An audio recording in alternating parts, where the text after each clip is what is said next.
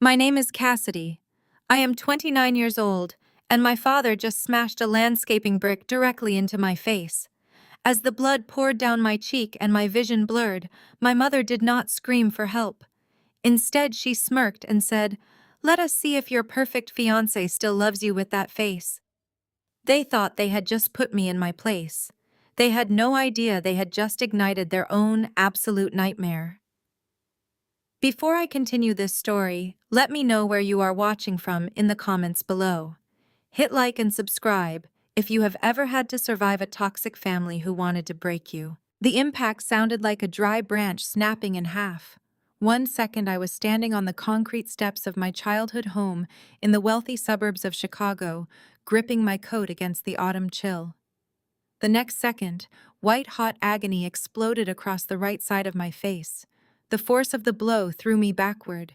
I hit the porch floor hard, the rough concrete scraping my bare palms, but I barely felt it over the blinding, suffocating pain radiating from my cheek. Blood flowed instantly, warm and thick, dripping down my jaw and soaking into the crisp collar of my white blouse. I gasped for air, but my mouth would not work right. Standing over me was Richard, the man I was supposed to call my father. His chest heaved, his hand covered in the red brick dust from the landscaping block he had just hurled into my face. He did not look horrified by what he had done.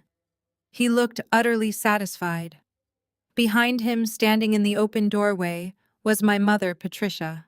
She wore her pearls and her signature cashmere cardigan, looking completely unbothered by the fact that her eldest daughter was bleeding out on her front porch. She tilted her head, her lips curling into a cold, cruel smirk. "Let us see if your perfect fiancé still loves you with that face," she sneered, her voice dripping with venom. It was not a gasp of shock, it was a victory lap. A roar of absolute fury shattered the cold night air. Liam, my fiancé, had been walking toward the driveway to unlock our car. He spun around at the sound of the impact, his eyes widening in pure horror as he saw me crumpled on the ground. Liam is not a violent man. He manages an investment fund, wears tailored suits, and approaches everything with calm, calculated precision. But in that moment, he turned into a wild animal. He vaulted up the porch steps in 2 massive strides and slammed his shoulder directly into Richard's chest. The sudden force sent my father stumbling backward, crashing hard against the decorative stone pillar of the entryway. Richard gasped for air, his eyes wide with sudden fear. But Liam did not even look at him again. He dropped to his knees beside me, his hands shaking as he stripped off his expensive suit jacket and pressed it firmly against the right side of my face to staunch the heavy bleeding. "Stay with me, Cass," Liam pleaded, his voice cracking with a panic I had never heard before. He pulled out his phone with his free hand, his fingers slick with my blood, and dialed emergency services. "Send an ambulance immediately," he shouted into the receiver. "My fiancé has been attacked. We need police and paramedics right now." Through my one good eye, I could see the front hallway behind my parents. My younger sister Brittany, the golden child of the family, was cowering behind the heavy oak door. The moment Liam shouted the word police, her entire demeanor shifted. She clutched her face and began to wail, a theatrical, high-pitched sobbing that echoed into the quiet street. She was putting on a show, playing the traumatized witness to a tragedy she had entirely orchestrated. The next hour was a chaotic blur of flashing red and blue lights, the wail of sirens and the frantic shouts of first responders. The ambulance ride felt like a lifetime. Every bump in the road sent fresh waves of excruciating pain through my skull. Liam rode in the back with me, never once letting go of my hand. His suit was ruined, soaked in my blood, but he did not care. He just kept whispering that I was going to be okay, that he had me, that he was never letting them near me again. The sterile, blinding lights of the emergency room assaulted my vision as they wheeled my stretcher through the double doors. Nurses swarmed around me, cutting away my ruined blouse and hooking me up to intravenous lines for painkillers. A trauma doctor with a grim expression examined my face under a harsh overhead lamp. After a hurried scan, the doctor returned and pulled Liam aside, though they were close enough for me to hear. "Her right zygomatic bone is completely fractured," the doctor explained quietly. "The cheekbone is shattered and the laceration is deep. We need to prep her for immediate reconstructive surgery. It is a severe facial trauma. The heavy painkillers were just starting to pull me into a numb, fuzzy darkness when the solid wooden door of my recovery room swung open. Two police officers stepped inside, their utility belts clinking in the quiet space. I expected them to ask for my statement so they could go back and arrest Richard. I expected immediate justice. Instead, they stopped at the foot of my hospital bed. Their expressions were not sympathetic. They looked at me with cold, calculating suspicion. The older officer pulled out a small notepad and cleared his throat. "Ma'am, we just came from the residence," the officer stated, his tone flat and accusatory. "Your parents and your sister reported that a loose landscaping brick fell from the roof. They claim you tripped and fell face first into it because you were heavily intoxicated and acting belligerent. We need to ask, is that true?" The older officer stared at me, waiting for a confession to a crime I never committed. Intoxicated, belligerent, a loose brick falling from the roof. The sheer audacity of the lie was suffocating. I opened my mouth to speak, to scream the truth to the police, but the heavy dose of intravenous painkillers rushed into my bloodstream like a tidal wave. The harsh fluorescent lights of the hospital room dissolved into a blinding white haze. The officers' voices faded into a dull, static hum. As the medication dragged me under, my mind violently pulled me backward, away from the trauma of the bloody porch, and straight into the memory of the exact moment this nightmare truly began. It was exactly 1 week ago. We were sitting in the aggressively opulent dining room of my parents' sprawling estate. The crystal chandelier cast a warm glow over the catered dinner, but the atmosphere was thick with a toxic, familiar tension. I sat quietly, pushing a piece of roasted asparagus around my plate, while my mother Patricia and my father Richard held court. But the real star of the evening, as always, was my younger sister Brittany. Brittany had arrived at a supposedly casual family dinner, wearing a skin-tight, plunging crimson cocktail dress that barely covered her thighs. She had spent the entire evening treating me like I was invisible and treating my fiancé like he was the main course. Every time Liam tried to engage in polite conversation with my father, Brittany intercepted. She leaned across the table, her cleavage purposefully displayed inches from Liam's plate, to continuously refill his crystal glass with my father's reserve whiskey. She laughed too loudly at everything Liam said, touching his forearm, his shoulder, and even resting her manicured hand on his knee under the guise of reaching for the salt. My parents did not correct her. They never did. Patricia simply beamed at Brittany with adoring eyes, praising her flawless makeup and asking Liam if he did not agree that Brittany could easily be a professional model. Richard poured more wine and chuckled, indulging his golden child as she blatantly disrespected my relationship right in front of my face. I remained perfectly composed, silently observing the pathetic spectacle. I knew Liam. I knew the breaking point was coming quickly. It happened during dessert. Brittany slid her chair closer to Liam, completely invading his personal space. She reached out, tracing her finger along the edge of his suit jacket, and pouted her lips. "You know, Liam," she purred, her voice dripping with artificial sweetness, "if you ever get bored of dealing with accountants who just crunch boring numbers all day, you should let me show you how fun this city can really be. I know all the exclusive VIP spots. We would look so incredibly good together."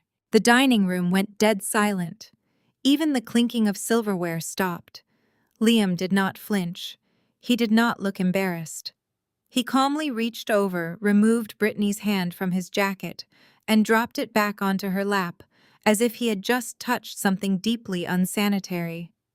He picked up his napkin, wiped his mouth, and turned his body to face her directly. "Brittany," Liam said, his voice dangerously low and razor-sharp, "I have spent the last 2 hours watching you humiliate yourself, and out of respect for Cassidy, I stayed quiet. But let us be perfectly clear. You are not charming. You are acting incredibly desperate." Brittany gasped, her perfectly contoured face turning pale. Liam did not stop. "You reek of cheap perfume and desperate narcissism," he continued, his tone absolutely glacial. "You have spent the entire dinner trying to throw yourself at a man who is deeply in love with your sister. It is not flattering. It is pathetic. The only thing you have proven tonight is that you lack basic class and fundamental self-respect." Do not ever touch me again." For 3 agonizing seconds, nobody breathed. Then Brittany let out a shrill, piercing sob. She covered her face with her hands and burst into loud, theatrical tears, collapsing against my mother's shoulder. The reaction from my parents was instantaneous and explosive. Richard slammed his heavy fist down on the mahogany dining table, making the crystal wine glasses rattle and spill. He stood up, his face purple with absolute fury, pointing a shaking finger directly at my chest. "Look what you have done!" Richard roared, his voice echoing off the high ceilings. "You brought this arrogant man into my house to insult your sister. You have poisoned him against us, Cassidy. You have always been jealous of her beauty, and now you are using your fiancé to bully her." Patricia wrapped her arms protectively around the sobbing golden child, glaring at me with pure, unadulterated hatred. "You have ruined this family dinner," she shrieked. "Your sister was just being friendly and hospitable. You owe her a massive apology right now, Cassidy. You tell your fiancé to apologize to Brittany, or you can pack your things and get out of our lives." I stood up slowly, dropping my linen napkin onto the table. I looked at Richard's furious red face, at Patricia's venomous glare, and at Brittany peering at me through her fake tears with a smug, triumphant smirk. I felt no urge to cry. I felt only a cold, calculated, absolute certainty. "Nobody is apologizing to her," I stated, my voice perfectly level. "We are leaving right now." I turned my back on them and walked out the front door with Liam right beside me. I did not know that my refusal to bow down to their golden child had sealed my fate. I did not know that Richard's bruised ego would fester for exactly 7 days, culminating in him waiting on that dark front porch with a heavy landscaping brick in his hand. The memory faded, abruptly sucked away by the rhythmic beeping of a hospital heart monitor. I blinked my remaining good eye, adjusting to the harsh reality of the recovery room. The searing pain in my shattered cheekbone throbbed fiercely beneath the thick layers of medical tape. The police officers had apparently left, leaving me alone with Liam, who was sitting by my bedside, his hands buried deep in his hair. He looked up, sensing I was awake. He leaned forward and gently kissed my uninjured forehead, his eyes red and exhausted. "I need to grab a terrible cup of hospital coffee and call the lawyers," Liam whispered, his voice tight with suppressed rage. "I will be right back, Cass. I swear I am not leaving you alone for more than 2 minutes." I managed a tiny, weak nod. Liam stood up and walked out of the room. The heavy, solid wooden door swung shut behind him with a loud mechanical click. The room was silent for exactly 10 seconds. Then the brass door handle slowly turned. The heavy door cracked open and 2 figures slipped silently into the dim hospital room. Richard and Patricia stepped inside, locking the door behind them. My father's eyes were cold and dead. My mother held a pristine white hospital clipboard in her hands. They moved toward my bed, completely blocking the only exit. The sterile hum of the medical monitors seemed to amplify the suffocating silence in the room as my parents approached the foot of my bed. Richard did not look like a father checking on his severely injured daughter. He looked like a ruthless CEO arriving at a hostile corporate takeover. He stopped right beside my hip, his massive frame casting a dark shadow over the thin hospital blanket. Without a single word of greeting or a shred of remorse for shattering my face just hours earlier, he tossed the pristine white clipboard directly onto my lap. It landed with a dull, heavy thud against my bruised ribs. I did not reach for it. I just stared at the legal document clipped to the thick plastic board. The bold black letters across the top read, "Release of Liability and Incident Statement." It was a pre-written police report carefully crafted by his expensive legal team, completely absolving him of any wrongdoing. It stated exactly what the police officers had just asked me.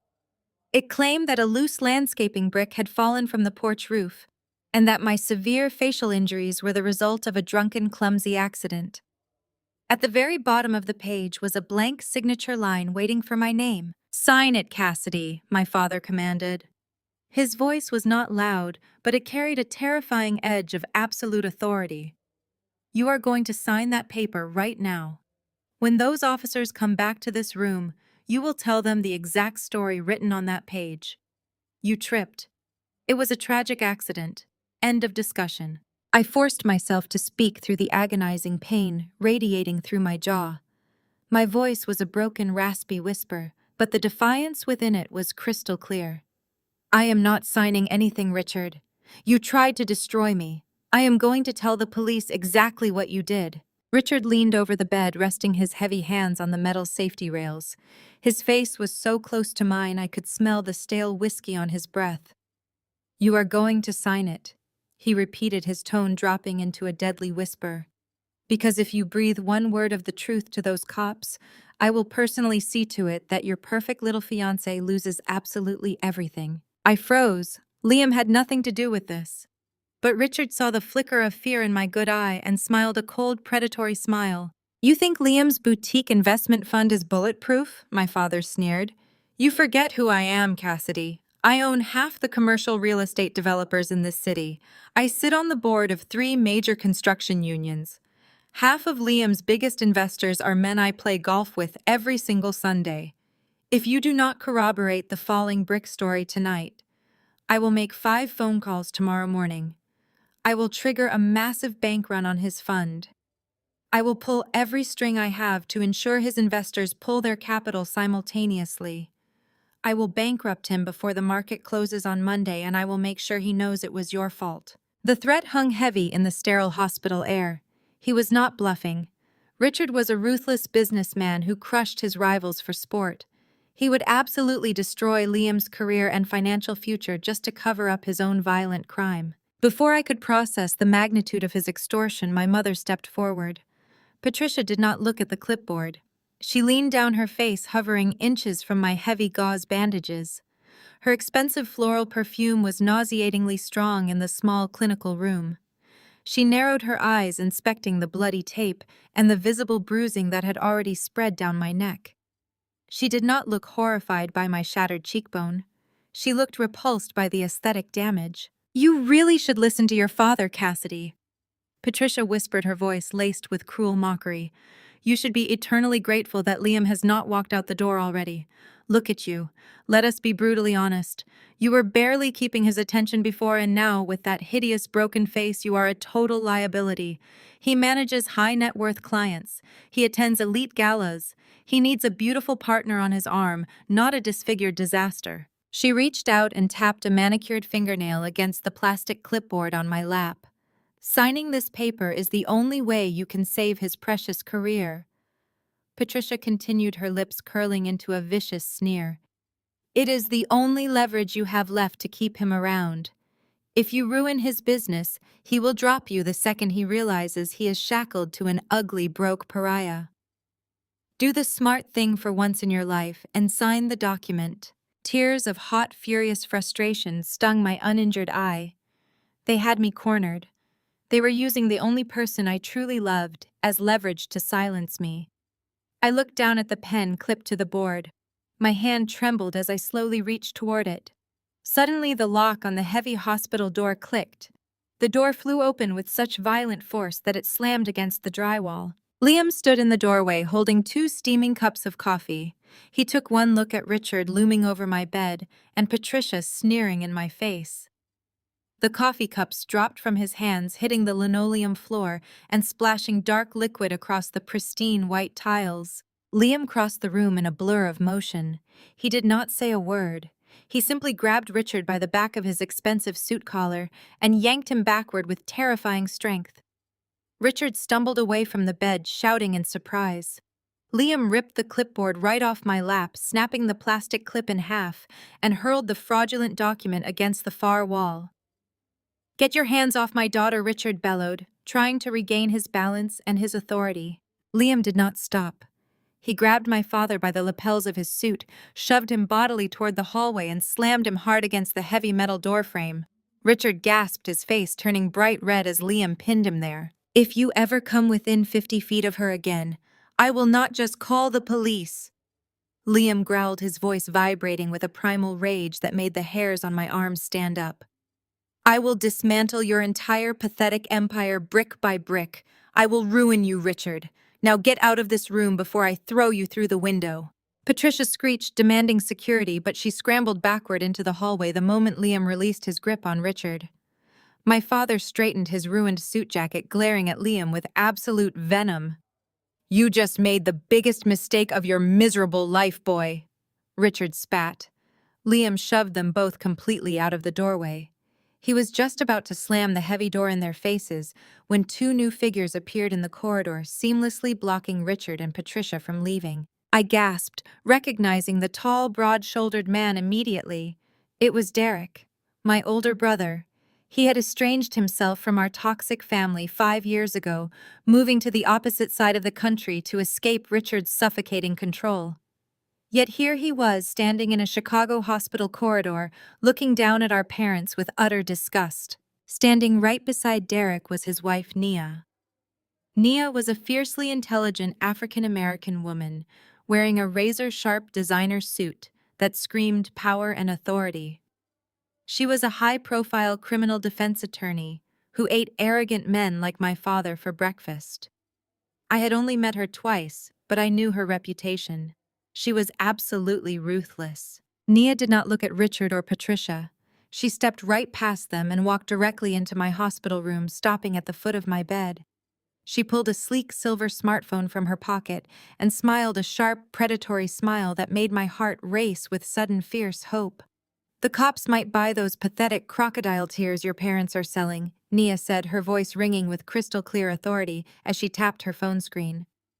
"But the neighbor's hidden porch cam does not lie." Nia pressed play and turned the glowing screen toward me. The neighbor across the street had recently installed a top-of-the-line high-definition security system to monitor their property. The wide-angle lens captured my parents' entire front yard, bathed in the harsh artificial glow of the street lamps. I watched myself walk out the front door. I watched the tense exchange on the steps. And then I watched the terrifying reality of what my father had done, completely unfiltered and undeniable. The ultra-clear footage showed Richard marching toward the decorative landscaping border. It showed him bending down, wrapping his thick fingers around a heavy red brick and turning back toward me. There was zero hesitation in his movements. It was premeditated, calculated violence. The camera captured the exact moment he swung his arm, hurling the solid stone directly into my face. The sickening crunch echoed from the small speakers of Nia's phone, making the air in the hospital room run cold. But the visual was not even the worst part of the recording. The audio picked up my mother's clear, distinct laughter cutting through the night air. It picked up Brittany stepping out onto the porch, adjusting her crimson dress, and casually leaning against the doorframe to watch me bleed on the concrete. She did not flinch. She did not scream for an ambulance. She just watched with a satisfied, twisted smirk. Liam let out a sound that was halfway between a feral growl and a sob. He snatched his own phone from his pocket, his thumb hovering over the keypad. "I am calling the precinct right now," Liam declared, his voice shaking with a dangerous, lethal energy. "I am having them arrested for aggravated assault. I am going to watch the police put Richard in handcuffs and drag him out of this hospital in front of everyone." He turned toward the heavy wooden door, clearly intending to hunt my father down in the corridor. I reached out blindly with my uninjured arm and grabbed his wrist. My grip was weak, but the sheer desperation in my touch made him freeze in his tracks. "Do not call them." I rasped, the pain in my shattered jaw flaring violently with every single syllable. Liam stared at me as if I had completely lost my mind. "We have the undeniable proof," he argued, gesturing wildly toward Nia's phone. "We have the video. He tried to kill you right in front of us." "I know," I whispered, squeezing his wrist tighter. "But you have to stop and think about this logically." I closed my good eye, forcing my brain to push past the blinding physical agony and engage the cold, analytical skills I used every single day. I am a forensic accountant. I track hidden money for a living.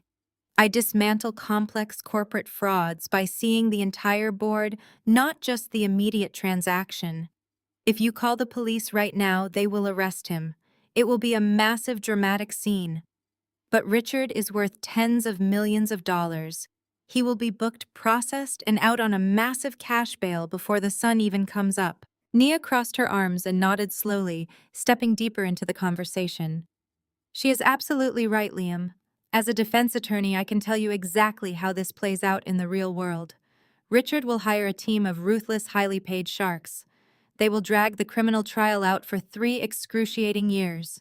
They will claim the video is out of context or argue temporary insanity. And while he is out on bail waiting for a trial, he will execute his threat against you. He will use every single connection he has in the commercial real estate sector to trigger a massive panic among your investors. He will pull his money, force his golf buddies to pull their capital, and bankrupt your investment fund by Monday morning.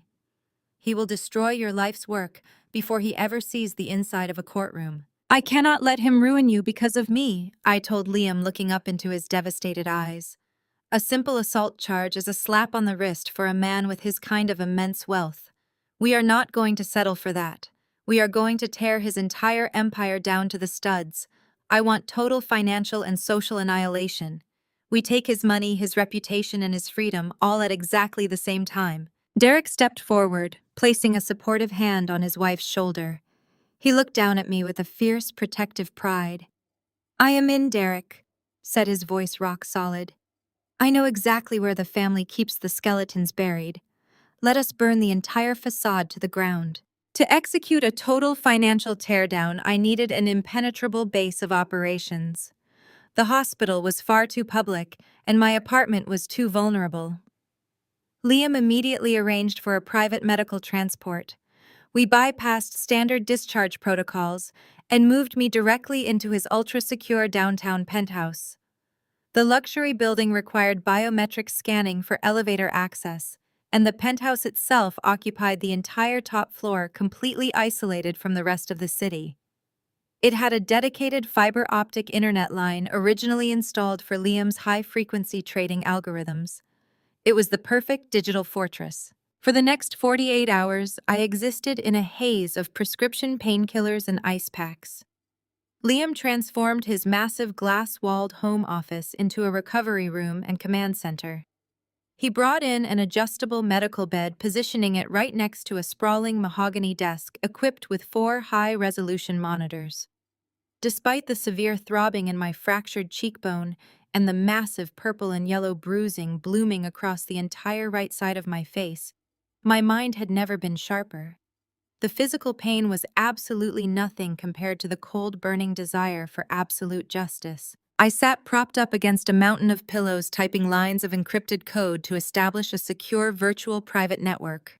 I was plugging in the final external hard drive when my personal cell phone buzzed loudly on the nightstand. I leaned over and tapped the screen. It was an Instagram notification. Brittany had just posted a new story. I tapped the icon, and my sister's face filled the screen. She was sitting in the back of a luxury town car, looking perfectly disheveled.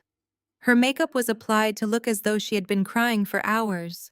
A single meticulously placed tear rolled down her cheek as she stared mournfully into the camera lens. I just want to ask everyone for their prayers tonight. Brittany sniffled into the microphone, her voice quivering with fake tragedy. My older sister had a terrible accident. She took a tragic tumble on our porch because of her severe issues with alcohol. It is so hard for the people who love her to watch her spiral like this. We are all just devastated. Then she looked away from the lens, biting her lower lip. We are just trying to be a shoulder to lean on right now, especially for those who have to deal with her toxic behavior every single day. I know they need comfort. She was directly targeting Liam. She was publicly laying the groundwork to swoop in and comfort my supposedly exhausted fiancé while painting me as a drunken, unstable liability to the rest of the world. I felt a cold, dark wave of absolute focus wash over me. I placed the phone face down on the glass desk. I slowly cracked my knuckles, the sound sharp in the quiet penthouse. The throbbing in my face faded entirely into the background.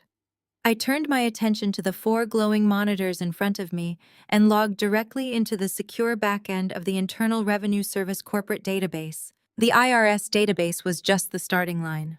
I possessed high-level clearance and an intimate understanding of how wealthy, arrogant men hid their darkest sins. Richard Wilson. Construction was not a legitimate business.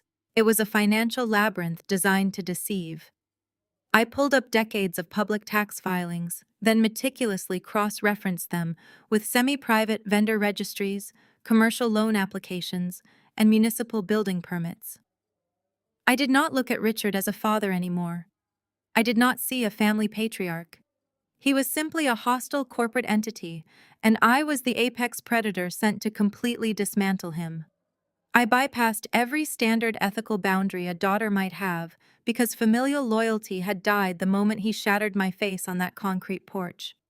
I utilized digital backdoors and tracking algorithms I had learned from hunting down international cartel money. I ran automated sweeps across tens of thousands of PDF invoices looking for the slightest numerical anomalies. It was a surgical digital autopsy, and I was holding the scalpel. The deeper I dug into the encrypted servers, the more the absolute rot became visible. Richard was playing a massive, arrogant shell game. I began pulling at the loose financial threads, and the entire fabric of his fraudulent empire started to rapidly unravel. It was the pure, intoxicating thrill of the hunt. My fingers flew across the mechanical keyboard, the sharp, rhythmic clicking filling the quiet, ultra-secure penthouse. Liam quietly brought me fresh tea and painkillers, but I barely registered his presence. I was completely locked in the zone where numbers spoke louder than words. I started matching glaringly mismatched invoices. I found a supposed industrial concrete supplier that was actually registered to an empty post office box in Delaware. I discovered that a residential developer was paying over $500,000 a year to a generic management consulting firm that possessed no website, no physical address, and absolutely no employees. That consulting firm was just a funnel. I meticulously traced illegal offshore transfers routing seamlessly through banks in Cyprus and the Cayman Islands. He had dozens of phantom employees on the corporate payroll.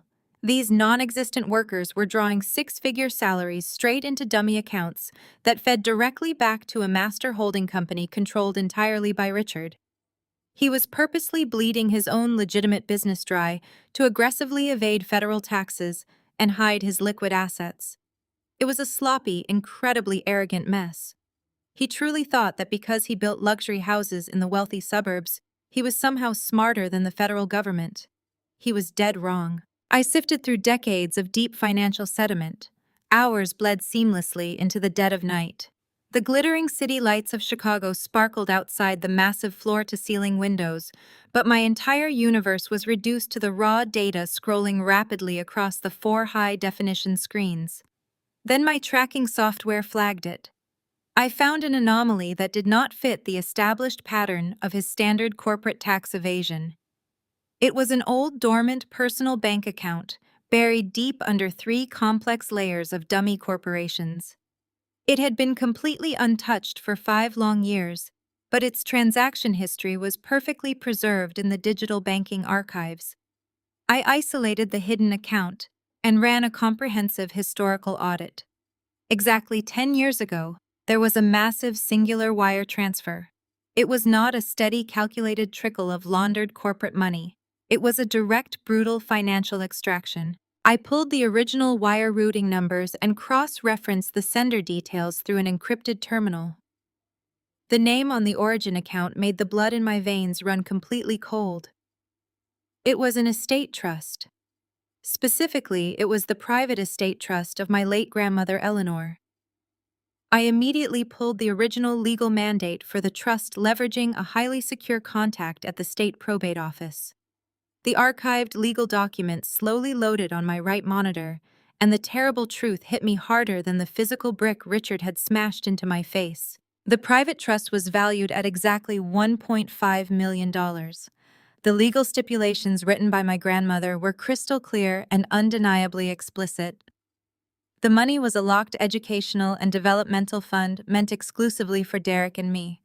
Brittany was explicitly and legally excluded from the trust because my grandmother had recognized the toxic golden child dynamic very early on and desperately wanted to protect us from it.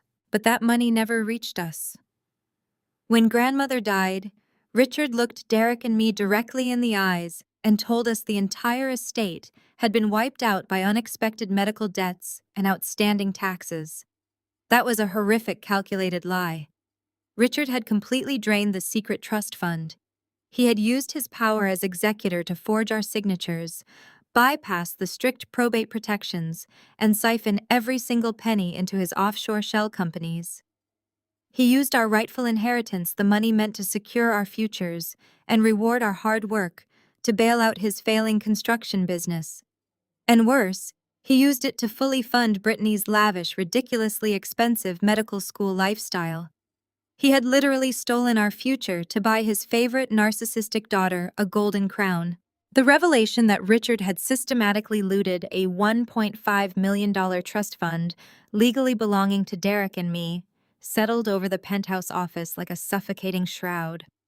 I stared at the glowing monitors, tracing the digital pathways of the stolen money directly into the bank accounts that funded Brittany's luxury medical school tuition, her designer sports cars, and her rent in the most exclusive high-rise in the city. She had been living an absolute fantasy, financed entirely by the inheritance our grandmother intended for my future.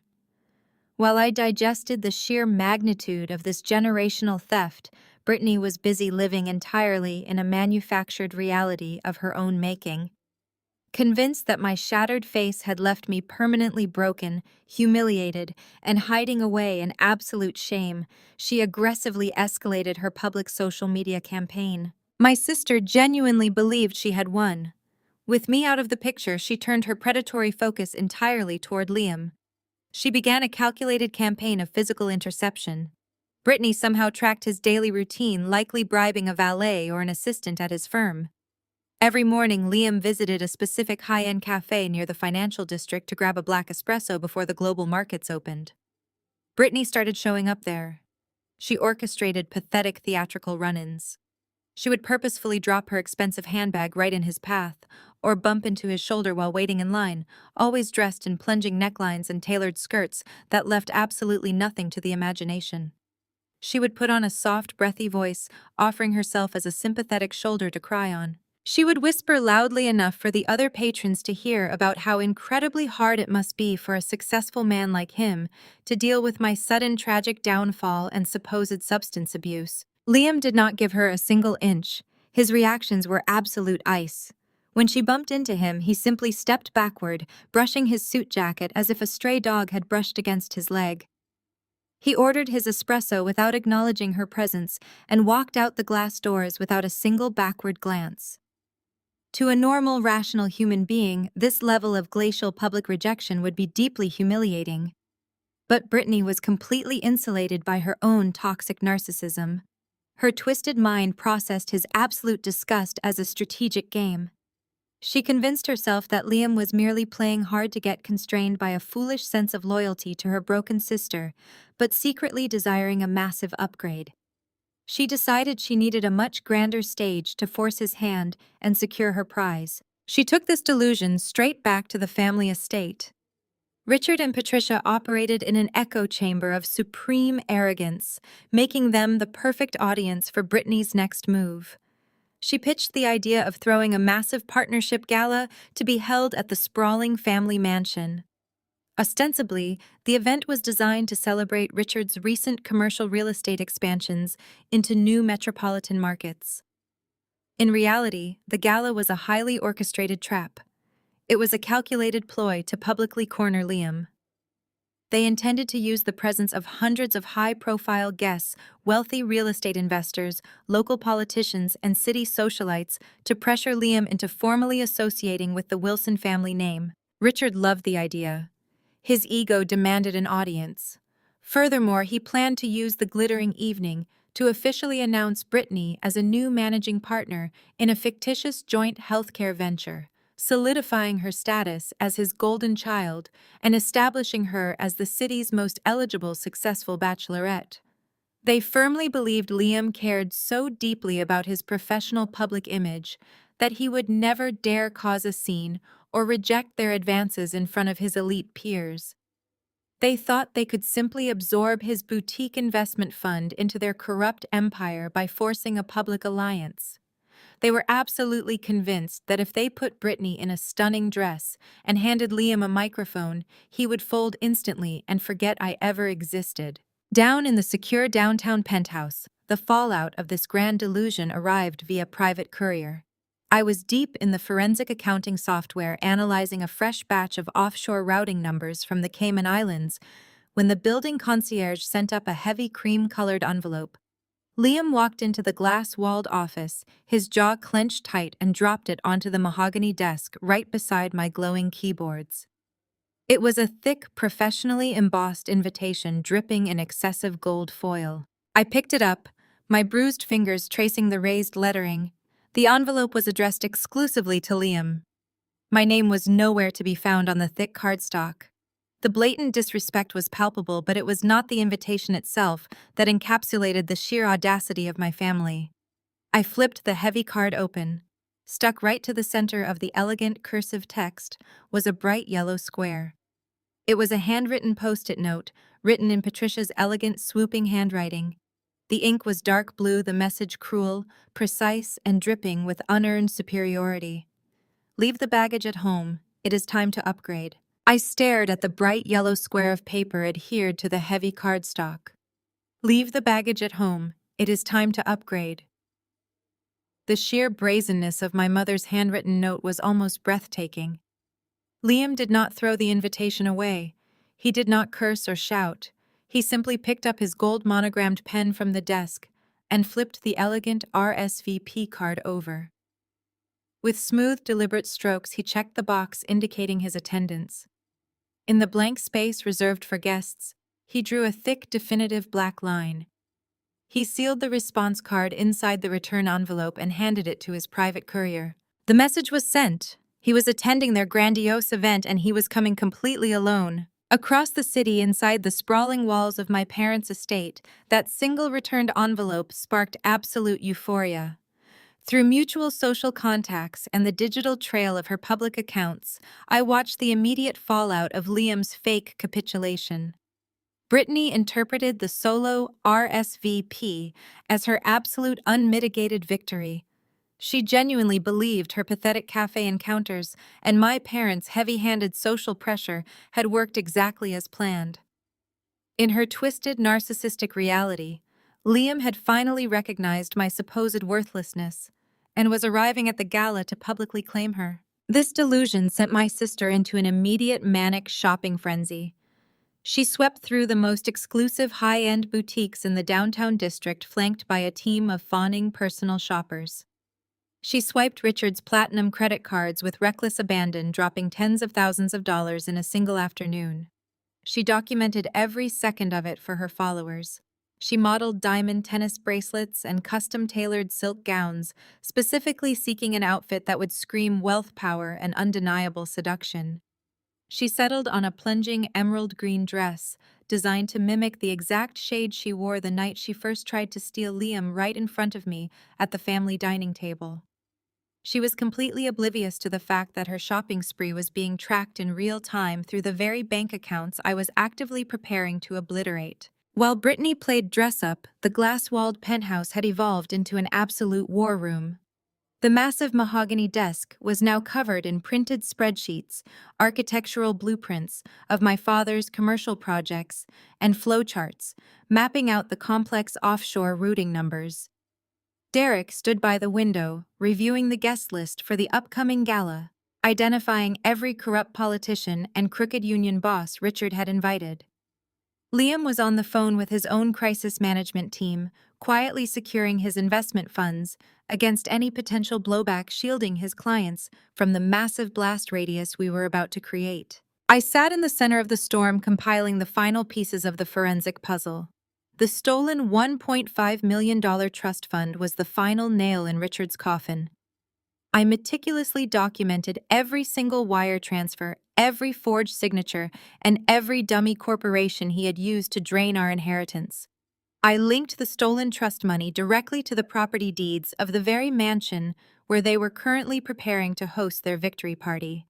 I cross-referenced the stolen funds with Brittany's medical school tuition receipts and her luxury car lease agreements. I did not just create a spreadsheet. I built an irrefutable ironclad dossier of systemic multimillion-dollar fraud. I printed the final report, binding the thick stack of papers into a heavy black folder. It was a physical manifestation of my vengeance. It held decades of lies, tax evasion, grand larceny, and the theft of my future. Nia took the heavy black folder from my hands, her dark eyes scanning the top page with predatory approval. She knew exactly what to do with it. As a high-profile defense attorney, she understood the local justice system better than anyone. She also knew that handing this dossier to the local precinct would be a fatal mistake. Richard practically owned the local police commissioner. He funded the mayoral campaigns and paid for the judges' golf club memberships. If we filed a local report, the evidence would conveniently disappear into an evidence locker, and Richard would be tipped off before a single squad car reached his driveway. "We are completely bypassing the local authorities," Nia declared, sliding the dossier into her sleek leather briefcase. "We are going straight to the top of the food chain." Nia left the penthouse and utilized her most elite, untouchable connections. She reached out to a federal judge she had worked with during a massive interstate racketeering case. She contacted a specialized white-collar crime unit within the Federal Bureau of Investigation and a senior auditor at the Internal Revenue Service. She bypassed the local cronies and pitched my forensic autopsy directly to federal agents who cared absolutely nothing about Richard's local country club status or his construction unions. She laid out the offshore tax evasion, the wire fraud, and the blatant theft of a generational trust fund. She gave them a perfectly wrapped multi-million-dollar federal indictment on a silver platter. The agonizing wait lasted exactly 24 hours. It was the night before the gala. The catering trucks were already arriving at my parents' estate, and Brittany was busy posting pictures of the massive white event tents being erected on the back lawn. I was pacing the length of the penthouse living room when the private elevator chimed. The heavy doors slid open, and Nia stepped out into the foyer. She looked completely exhausted, but there was a fierce, triumphant light burning in her eyes. She walked directly toward the glass coffee table in the center of the room. She did not say a word as she unclasped her briefcase. She reached inside and pulled out a thick manila folder. The top page was emblazoned with bright, glaring red stamps and official government seals. Nia tossed the heavy folder onto the glass table. It landed with a sharp, satisfying smack. "Federal warrants approved," Nia said, her voice low and absolute. "The Internal Revenue Service and the Federal Bureau of Investigation are on standby. Tomorrow we burn the mansion to the ground." The following evening, the Wilson family estate was transformed into a grotesque monument of stolen wealth. The sprawling manicured lawns were completely dominated by massive white silk tents, illuminated by hundreds of floating crystal chandeliers. A fleet of black luxury town cars and imported European sports cars clogged the circular cobblestone driveway as an army of valets scrambled to accommodate the city elite. I watched the live feed from a secure encrypted tablet in a black, unmarked surveillance van parked discreetly just outside the main estate gate. Inside the mansion, the air was thick with the scent of expensive rare orchids and the sickeningly sweet aroma of manufactured prestige. Waiters in pristine white coats circulated seamlessly through the grand ballroom, balancing heavy silver trays loaded with imported beluga caviar and vintage champagne. The guest list was a physical manifestation of Richard's deep-rooted corruption. Local politicians who had blindly rubber-stamped his fraudulent commercial zoning permits clinked delicate crystal glasses with crooked construction union bosses. Wealthy commercial real estate investors, completely ignorant of the fact that they were standing in a house financed by a stolen inheritance, mingled effortlessly near the towering ice sculptures. It was a dazzling, blinding display of high society untouchability. Every diamond necklace sparkling under the lights and every custom-tailored suit in that room was paid for by calculated generational deception.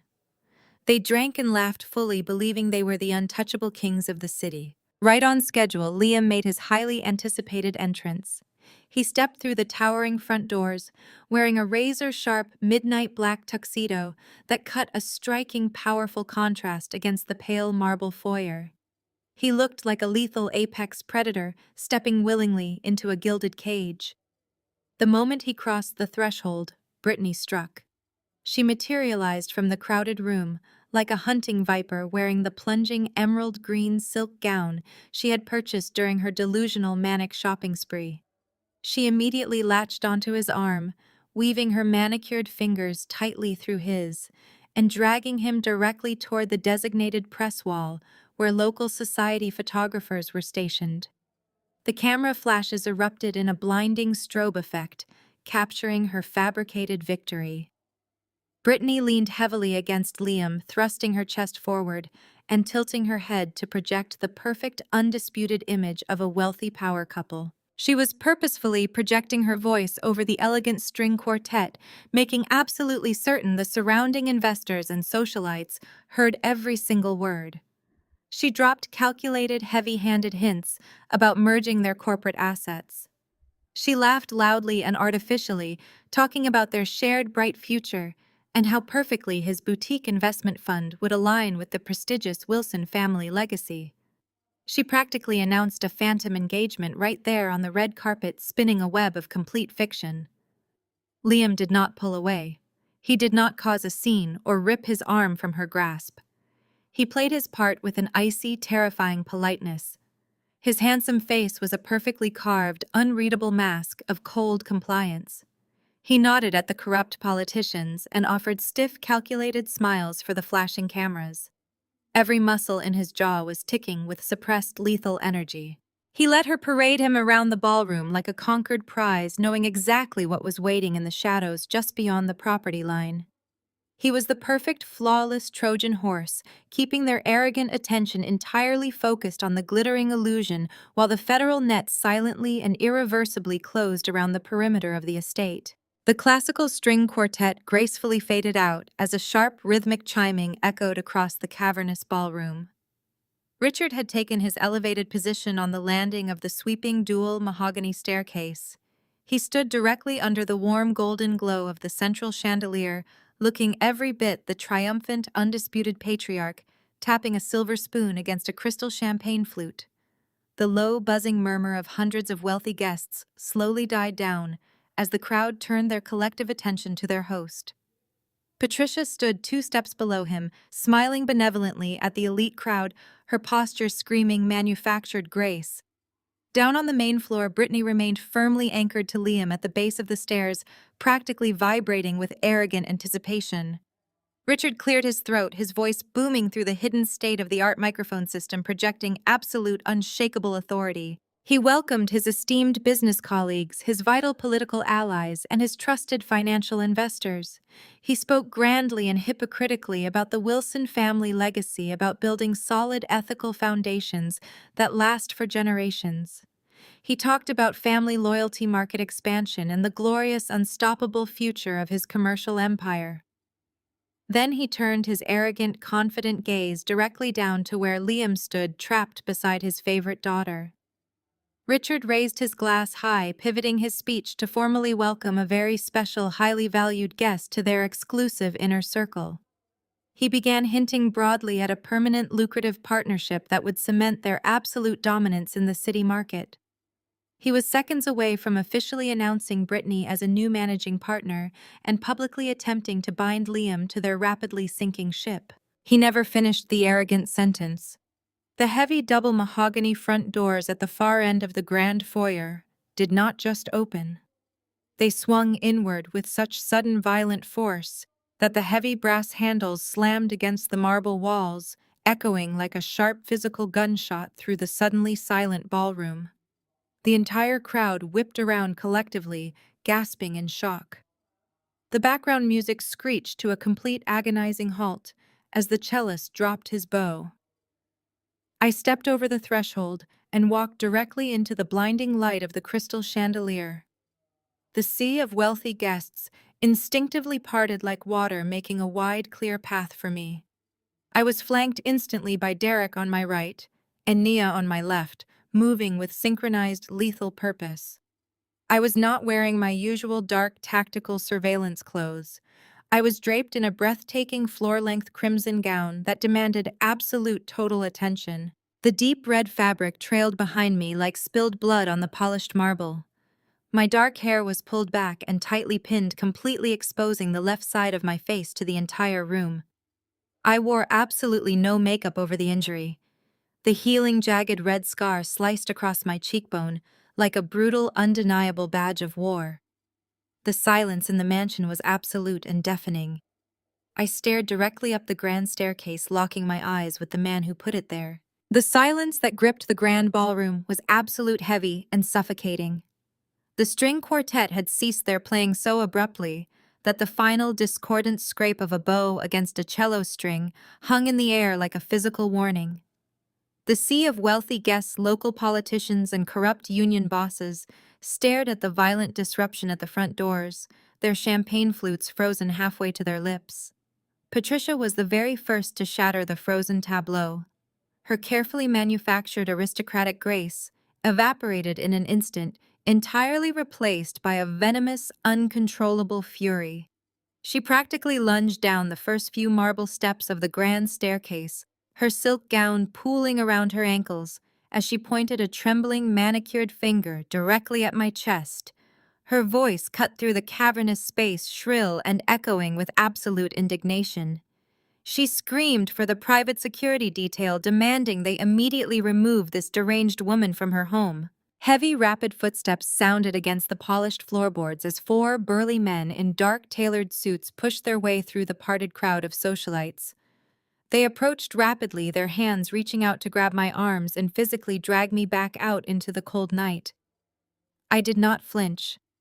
I did not take a single step backward or break my unyielding gaze from the men standing paralyzed on the staircase above me. I stood perfectly still, anchoring myself in the crimson gown, letting the healing, jagged red scar on my cheek serve as a silent, undeniable testament to exactly what I had survived to reach this moment. Before a single security guard could lay a hand on my dress, the dynamic in the room violently and irrevocably shifted. Up on the landing, Brittany was completely paralyzed, her mouth hanging slightly open in genuine horror as she stared at the living, breathing proof of my survival. She had expected a broken, humiliated victim hiding away in shame, not a predator standing boldly in the center of her grandest stage. Liam seized the exact moment. The icy, terrifying politeness he had maintained all evening melted away instantly, entirely replaced by a predatory, absolute authority. He smoothly stepped away from my sister, letting her manicured hand drop limply and uselessly to her side. He did not even look at her. He turned directly to Richard, who was still holding the wireless microphone in a state of absolute shock, and calmly plucked the sleek silver device right out of the patriarch's sweating grip. Liam descended the sweeping dual mahogany staircase with slow, measured, deliberate steps. The crowd watched in stunned, utter fascination as the city's most powerful young investor walked directly toward me, abandoning the Wilson family without a single backward glance. The security guards hesitated, their hands hovering uncertainly in the air, completely unsure of how to proceed. Liam was a financial titan in their world, and interrupting his path was professional suicide. He stopped mere inches from me, offering a brief, undetectable nod of profound respect. Without a single word, he handed me the microphone. The guards finally shook off their hesitation and moved to intervene, but Nia stepped forward, intercepting their path. She did not need to raise her voice or draw a weapon to stop them. The fierce, terrifying glare she leveled at the head of the security detail radiated such absolute legal and physical threat that the men physically recoiled. They recognized an apex predator when they saw one, and they collectively decided their hourly paychecks were absolutely not worth stepping into the line of fire. They backed away, melting silently into the glittering crowd and leaving the marble floor entirely to us. I wrapped my fingers tightly around the cold metal of the microphone. The soft feedback hummed through the massive state-of-the-art speakers positioned around the ballroom, commanding total, absolute attention from every single corrupt politician, blind investor, and greedy socialite in the room. I looked up at Richard. His face had drained of all color, his arrogant posture collapsing into genuine primal fear as he looked down at the daughter he thought he had destroyed. I raised the microphone to my lips. "I want to personally thank my father. I began, my voice echoing clear and completely steady across the opulent space. I want to thank him for his incredible, unparalleled foresight. It takes a truly special kind of arrogance to gather every top investor, every silent partner, and every compromised political ally in one single room. It saves me an incredible amount of time tonight. A nervous, anxious ripple washed through the sea of custom-tailored suits and diamond necklaces. They did not fully understand what was happening, but the finely tuned self-preservation instincts of the wealthy and corrupt were beginning to tingle. As I held the attention of the entire room, completely captive, Nia moved with the silent, lethal precision of a ghost. While all eyes were pinned on my crimson gown and my scarred face, she slipped seamlessly behind the towering champagne pyramids and moved directly toward the elevated audio-visual control booth. The hired sound engineer did not even notice her approach until she was standing right beside his digital mixing console. Naya reached into her tailored jacket, extracting the heavy encrypted USB drive containing the devastating forensic dossier I had painstakingly compiled. With a quick, sharp motion, she shoved the drive directly into the mansion's main media server, instantly overriding the local network protocols and hijacking the entire system. Up on the landing, Richard finally snapped out of his paralyzed stupor. His survival instincts kicked in violently, overriding his shock as he realized the absolute catastrophe unfolding right in front of his wealthy peers. He lunged over the mahogany banister, his face twisting into an ugly purple mask of pure, unadulterated rage. He screamed at the top of his lungs, ordering the sound engineer to cut the microphone to shut the entire system down immediately. His voice was frantic, desperate, and completely devoid of the aristocratic charm he had projected just moments before. He was begging for the silence to return. Instead of going dark, the system hijacked by Nia's encrypted drive bypassed the engineer's frantic attempts to regain control. The massive projector screen positioned directly behind the grand staircase, intended for Richard's grandiose corporate presentation, suddenly flickered to life. The bright white light from the heavy ceiling projectors snapped on blindingly fast, illuminating the entire ballroom. It did not show the sleek architectural renderings of the new commercial real estate expansions. Instead, the massive screen displayed a paused, crystal-clear frame of ultra-high-definition security video. I stood perfectly still in my crimson gown as the massive screen behind the mahogany staircase flared into brilliant, blinding life. I did not need to look back to know what was currently playing. I raised the microphone slightly, signaling Naya up in the elevated audiovisual booth. She tapped a single key on the mixing console, executing the final command. The paused frame on the wall shifted instantly into fluid motion. This was not grainy, shadowed security footage pulled from a cheap street camera. It was the ultra-high definition rendering from the hidden lens I had meticulously installed on the front porch just days before the attack. The towering projection forced every single person in the ballroom to stare directly at the concrete steps of the Wilson estate. The audio kicked in, rooting flawlessly through the surround sound speakers and echoing violently off the vaulted ceilings. Patricia's shrill, mocking laughter bounced off the imported marble walls, crystal clear and utterly devoid of human empathy. Then the visual hit them. The entire high society crowd watched in horrifying 4K resolution as the digital version of Richard picked up the heavy masonry brick. The guests watched the absolute absence of hesitation in his eyes.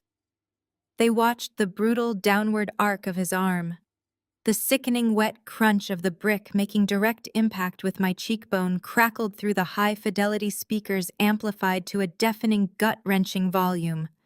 It was raw, unfiltered, and graphically violent. My digital body crumpled onto the concrete. Patricia's laughter rang out again, overlapping with Richard's callous, remorseless voice as he ordered Brittany to fetch a towel to clean up the blood from his expensive paving stones. The reaction in the ballroom was instantaneous and catastrophic. The gilded illusion of the Wilson family shattered into a million jagged, irredeemable pieces. The initial shocked silence was broken by the sharp ringing crash of a champagne flute slipping from a horrified investor's hand and shattering against the marble floor. That single sound triggered a domino effect of pure, unadulterated panic. The wealthy elite people who staked their entire livelihoods on pristine public images and ethical associations realized they were standing in a room hosted by a violent, remorseless monster. The local politicians, the ones who had eagerly posed for photographs just 20 minutes ago, immediately recognized the catastrophic career-ending implications of this scandal.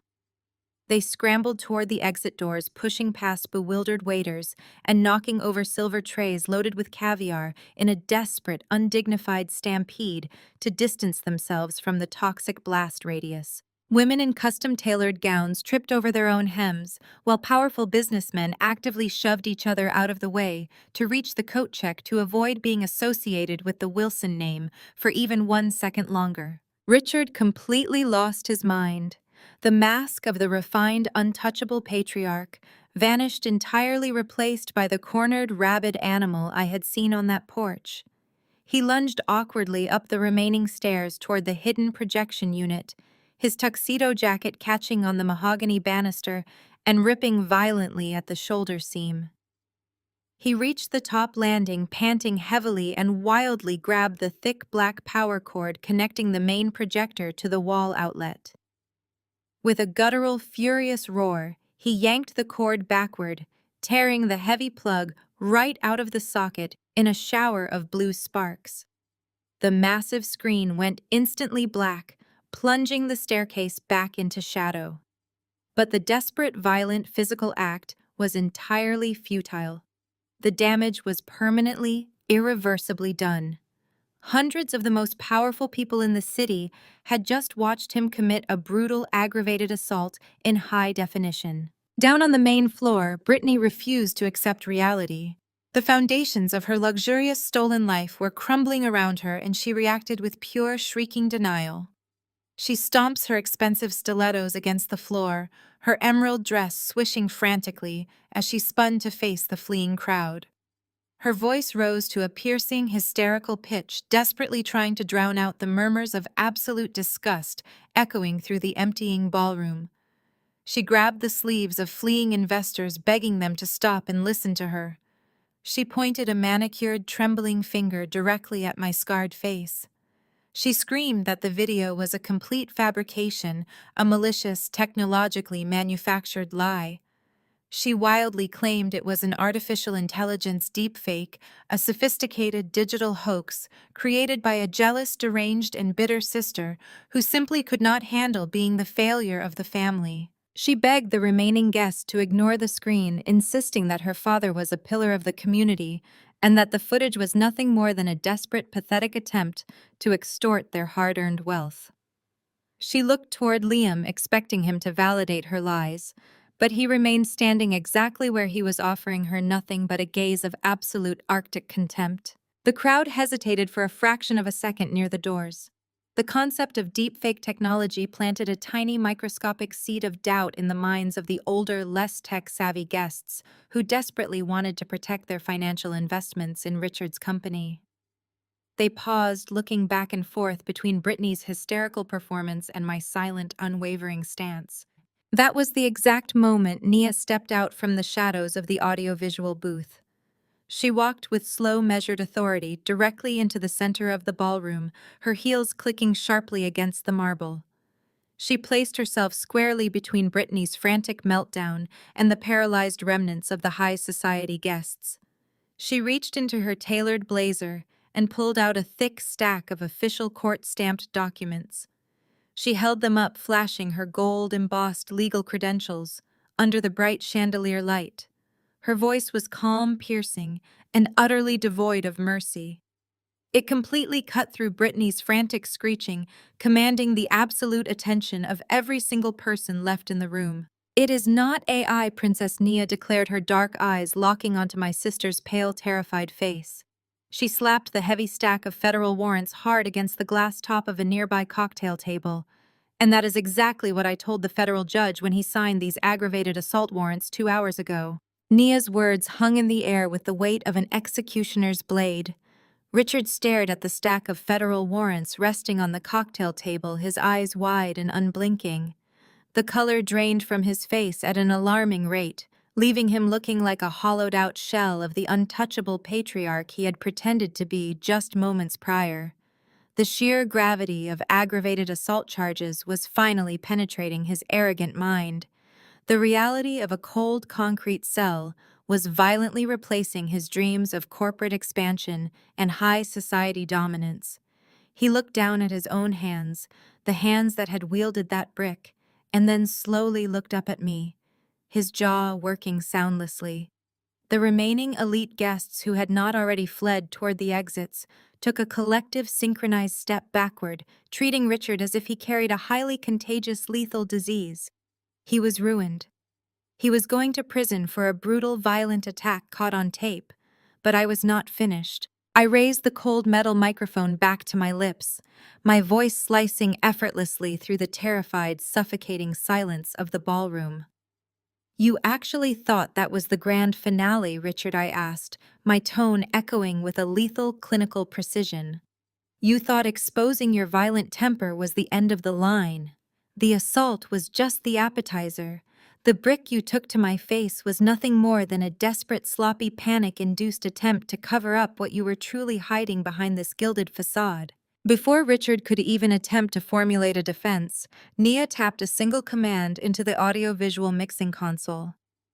The massive projection screen behind the mahogany staircase flashed momentarily, blinding the room, before replacing the frozen image of my brutalized face with stark, undeniable columns of forensic accounting ledgers.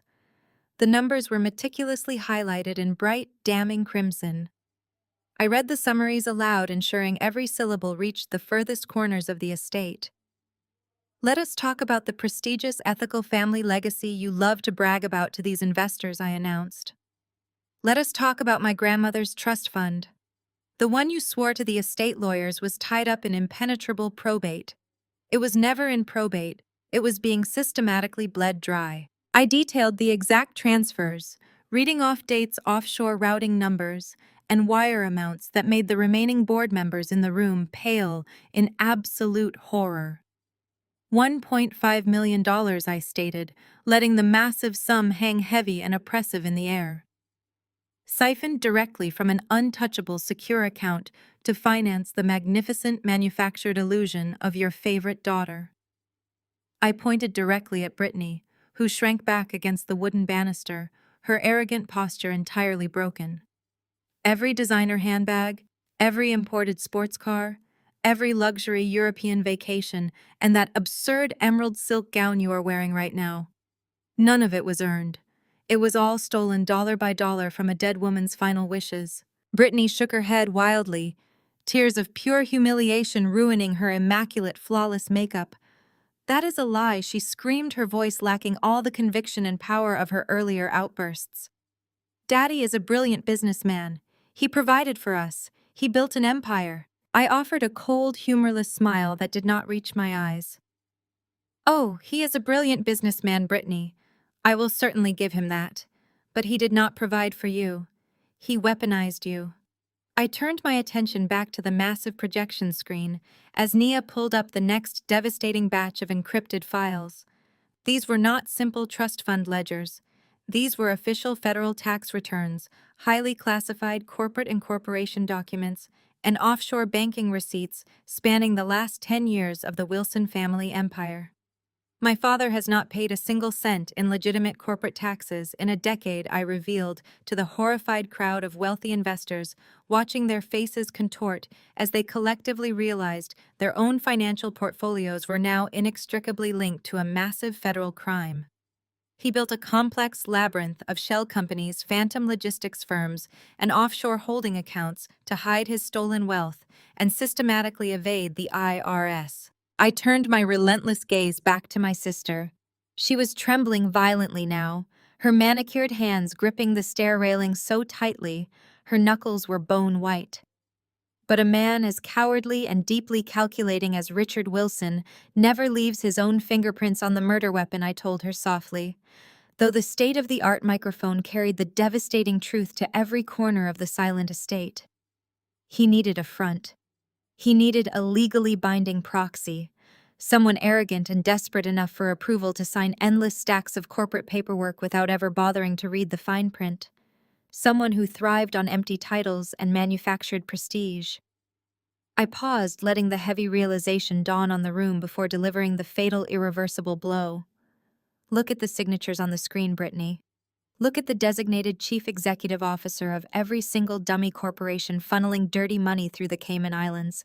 Brittany slowly turned her head, her tear-filled eyes locking onto the massive, brightly lit projection.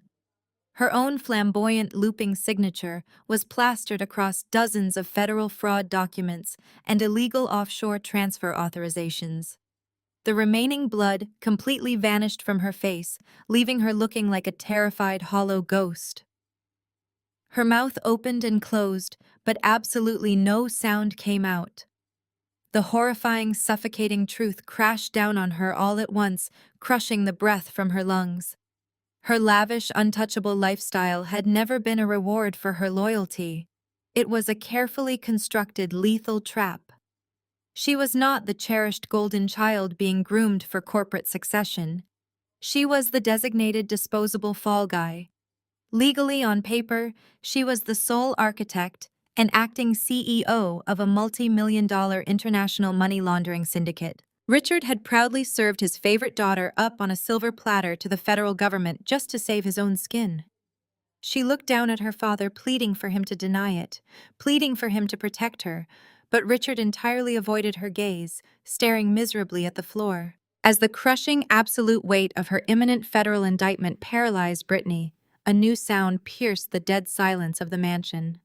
Distant at first but rapidly cutting through the cold night air, the sharp, unmistakable wail of approaching police sirens began to echo across the manicured lawns. The rhythmic, terrifying howling grew steadily louder, multiplying by the second, as a massive coordinated fleet of law enforcement vehicles converged on the estate, sealing the perimeter and turning the glittering gilded cage into an inescapable trap. The wailing sirens that had been a distant, terrifying echo cutting through the cold night air rapidly morphed into a deafening physical assault on the senses. The heavy, aggressive bass of powerful engines roared up the cobblestone driveway, accompanied by the sharp screech of heavy-duty tires skidding to a violent halt. Red and blue strobe lights exploded through the massive floor-to-ceiling ballroom windows, painting the pale marble walls, and the terrified faces of the elite guests in harsh, alternating colors of impending justice. These were not the local beat cops Richard regularly bribed with generous campaign donations and luxury golf club memberships. A massive fleet of armored midnight black tactical sport utility vehicles completely bypassed the circular driveway, tearing violently across the pristine manicured front lawns and leaving deep muddy trenches in the expensive landscaping. The heavy brass-handled mahogany front doors, which had already been thrown open, were now forcefully secured by a swarm of federal agents. Dozens of highly trained operatives flooded the grand foyer, wearing heavy, dark tactical gear, completely obliterating the manufactured aristocratic elegance of the gala. The bold yellow letters, emblazoned across their tactical vests, spelled out FBI and IRS, Criminal Investigation. They moved with a synchronized, terrifying efficiency, their heavy combat boots striking the polished floorboards like a relentless military drumbeat. The intoxicating scent of rare imported orchids and expensive perfumes was instantly replaced by the sharp, cold, metallic smell of federal enforcement. Absolute, unadulterated chaos erupted within the gilded walls of the Wilson estate. The wealthy socialites, corrupt union bosses, and compromised local politicians who had spent the entire evening congratulating themselves on their untouchable status suddenly realized they were trapped in the epicenter of a massive federal raid. Panic swept through the ballroom like a localized hurricane. Wealthy investors dropped their vintage champagne flutes, letting the expensive crystal shatter unheeded against the marble, as they made desperate, undignified scrambles toward the side exits and kitchen corridors. Their frantic escape attempts were entirely futile. Federal agents had already established an impenetrable perimeter sealing every single door and window. A commanding voice boomed over a heavy-duty bullhorn, ordering every guest to remain exactly where they were and demanding immediate compliance. The city elite were herded together like common criminals, forced to line up against the silk-covered walls while armed agents began systematically checking government identification. They detained every single person in the room, refusing to let anyone leave the premises until their names were cross-referenced against the massive federal database of Richard's shell companies. Simultaneously, a secondary tactical squad bypassed the terrified crowd, entirely charging directly up the sweeping dual staircase. They did not care about the delicate imported carpets or the priceless antique vases. They moved with a singular targeted focus toward Richard's private secured office suite on the second floor. I watched with profound, cold satisfaction as agents physically battered down his heavy reinforced mahogany door. Minutes later, they began marching back out, carrying the dismantled physical remains of his corrupt empire. Agents hauled out heavy black Pelican cases, packed with seized encrypted laptops, severed hard drives, and towering stacks of physical financial ledgers. They were actively dismantling his sanctuary in real time. Two agents casually unhooked a priceless original oil painting from the landing wall, wrapping it in protective plastic as a seized asset purchased with laundered funds. The total destruction of the Wilson family legacy was being executed with surgical, uncompromising precision right in front of the very society they had tried so desperately to rule. Down on the main floor, Brittany was rapidly hyperventilating, her chest heaving against the emerald silk of her gown. Two stern-faced federal agents peeled away from the main perimeter detail and began walking deliberately toward our position at the base of the staircase. They had her name. They had the paperwork clearly listing her as the chief executive officer of the Cayman Island Shell Companies. As the agents closed the distance, the paralyzing shock holding Brittany captive finally shattered. She completely and utterly snapped. The manufactured poise of a high society heiress evaporated entirely, replaced by the raw, primal hysteria of a trapped, cornered animal. She spun away from the approaching federal agents and turned directly on the two people who had created her. Her voice tore through the ballroom in a wild, ear-piercing screech that forced nearby guests to physically flinch. She pointed a trembling, heavily jeweled finger right at Richard and Patricia, her face twisted into a mask of pure, desperate survival. She shrieked that she had absolutely no idea what she was signing. She wailed to the approaching feds that her parents had manipulated her, that they had shoved endless stacks of complex corporate documents in front of her face, and simply ordered her to sign on the dotted lines. She threw her beloved mother and father directly to the wolves without a single second of hesitation, sacrificing them to save her own skin. She screamed detailed accusations, outlining exactly how Richard had brought the offshore tax forms to her private suite, how Patricia had actively encouraged her to take the phantom titles to boost her social standing. Brittany was sobbing hysterically, begging the federal agents to arrest her parents, claiming she was nothing more than an innocent, ignorant victim of their massive financial conspiracy. Patricia stood completely frozen, her jaw dropping in absolute horror as she watched her precious golden child viciously tear them apart to save herself. The sheer magnitude of the betrayal finally broke the last remaining thread of Richard's sanity. He had just watched his financial empire dissolve into nothingness, his criminal activities exposed in high definition to his peers, and his physical freedom slipping away as federal agents seized his home. But hearing his favorite daughter, the exact child he had illegally enriched and elevated, publicly screaming for his imprisonment, was the final intolerable insult. With a guttural roar of pure unchecked rage, Richard lunged forward. He closed the small distance between them and swung his arm back violently. His open palm struck Brittany's face with a sickeningly loud, sharp crack that echoed over the chaotic din of the ballroom. Brittany stumbled backward, crying out in shock as a red handprint instantly bloomed across her pale cheek. He never got the chance to raise his hand a second time. The moment the physical blow landed, a massive federal agent charged forward. The operative tackled Richard with brutal, uncompromising force, slamming the former billionaire face first into the cold, hard marble floor. The heavy thud of the impact knocked the wind from his lungs and was immediately followed by the sharp, unmistakable metallic click of heavy steel handcuffs locking securely around his wrists. The heavy impact of Richard's body against the polished marble echoed with a hollow, satisfying thud. The agent pressing his knee into my father's spine did not offer a shred of deference to the billionaire patriarch.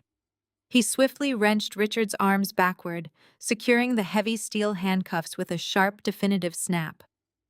As the cold metal locked into place, another agent stepped forward, pulling a laminated card from his tactical vest. His voice boomed over the murmurs of the terrified gala guests, reciting the Miranda rights with a practiced clinical detachment. You are under arrest for aggravated assault, federal tax evasion, and wire fraud.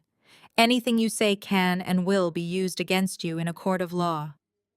Richard thrashed weakly against the floor, his pristine tuxedo jacket torn and ruined, his face pressed awkwardly against the cold stone. His blustering, arrogant demands for his lawyer were completely ignored by the tactical team actively swarming his foyer. A few feet away, Patricia realized the protective shield of her wealth had completely dissolved. She took a frantic, stumbling step backward as a female FBI agent moved deliberately into her personal space.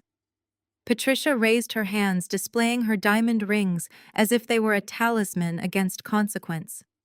She attempted to summon her manufactured aristocratic outrage, claiming she was completely innocent, asserting that she never signed a single corporate document, and demanding the agent unhand her immediately. The federal operative remained entirely impassive, grabbing Patricia's wrists and forcefully turning her around. You are under arrest for accessory to corporate fraud and criminal conspiracy, the agent stated calmly, snapping a second pair of cuffs onto my mother. Patricia let out a strangled, indignant gasp. Her immaculate posture shattered and she slumped forward, weeping mascara-stained tears onto her silk gown. The absolute total humiliation was magnified by the silent, captive audience. The high society crowd, the politicians, and the elite investors watched in paralyzed horror as the untouchable king and queen of the city were reduced to common detained criminals in the center of their own grand ballroom.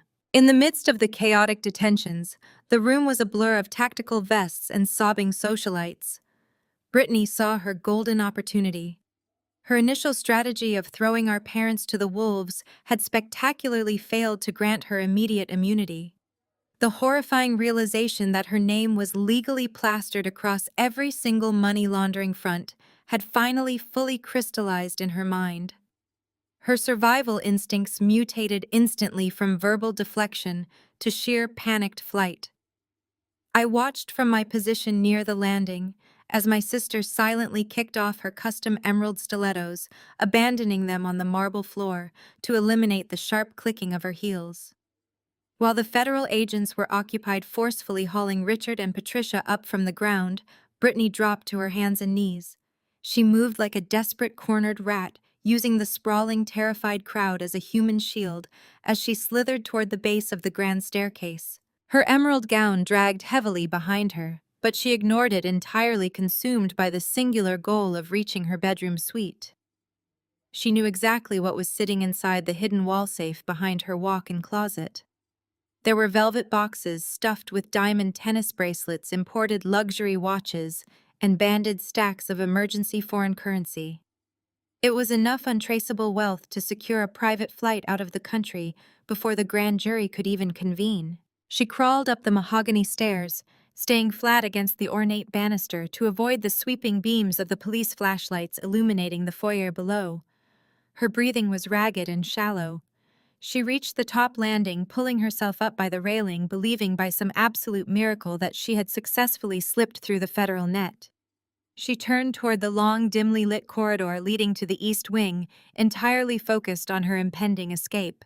She took one single frantic step forward before her escape was violently terminated. Nia had anticipated the exact trajectory of my sister's desperate panic. She was already waiting, leaning casually against the architectural archway, marking the entrance to the east wing corridor. As Brittany lunged forward, expecting an open path, Nia smoothly and effortlessly extended her heavy tactical combat boot directly into the trajectory of my sister's stride. The interception was flawless. Brittany's ankle slammed against the thick rubber sole, sending her center of gravity entirely forward. She pitched violently through the air, her arms flailing uselessly as she crashed face first into the thick plush carpeting. The heavy emerald silk of her gown tangled around her legs, trapping her like a physical net. Brittany scrambled frantically, gasping for air and trying to push herself up from the floor. Nia did not even uncross her arms. She simply stepped forward, looming over my sister's trembling form. With a flick of her wrist, Nia dropped a thick, stapled legal document directly onto Brittany's heaving chest.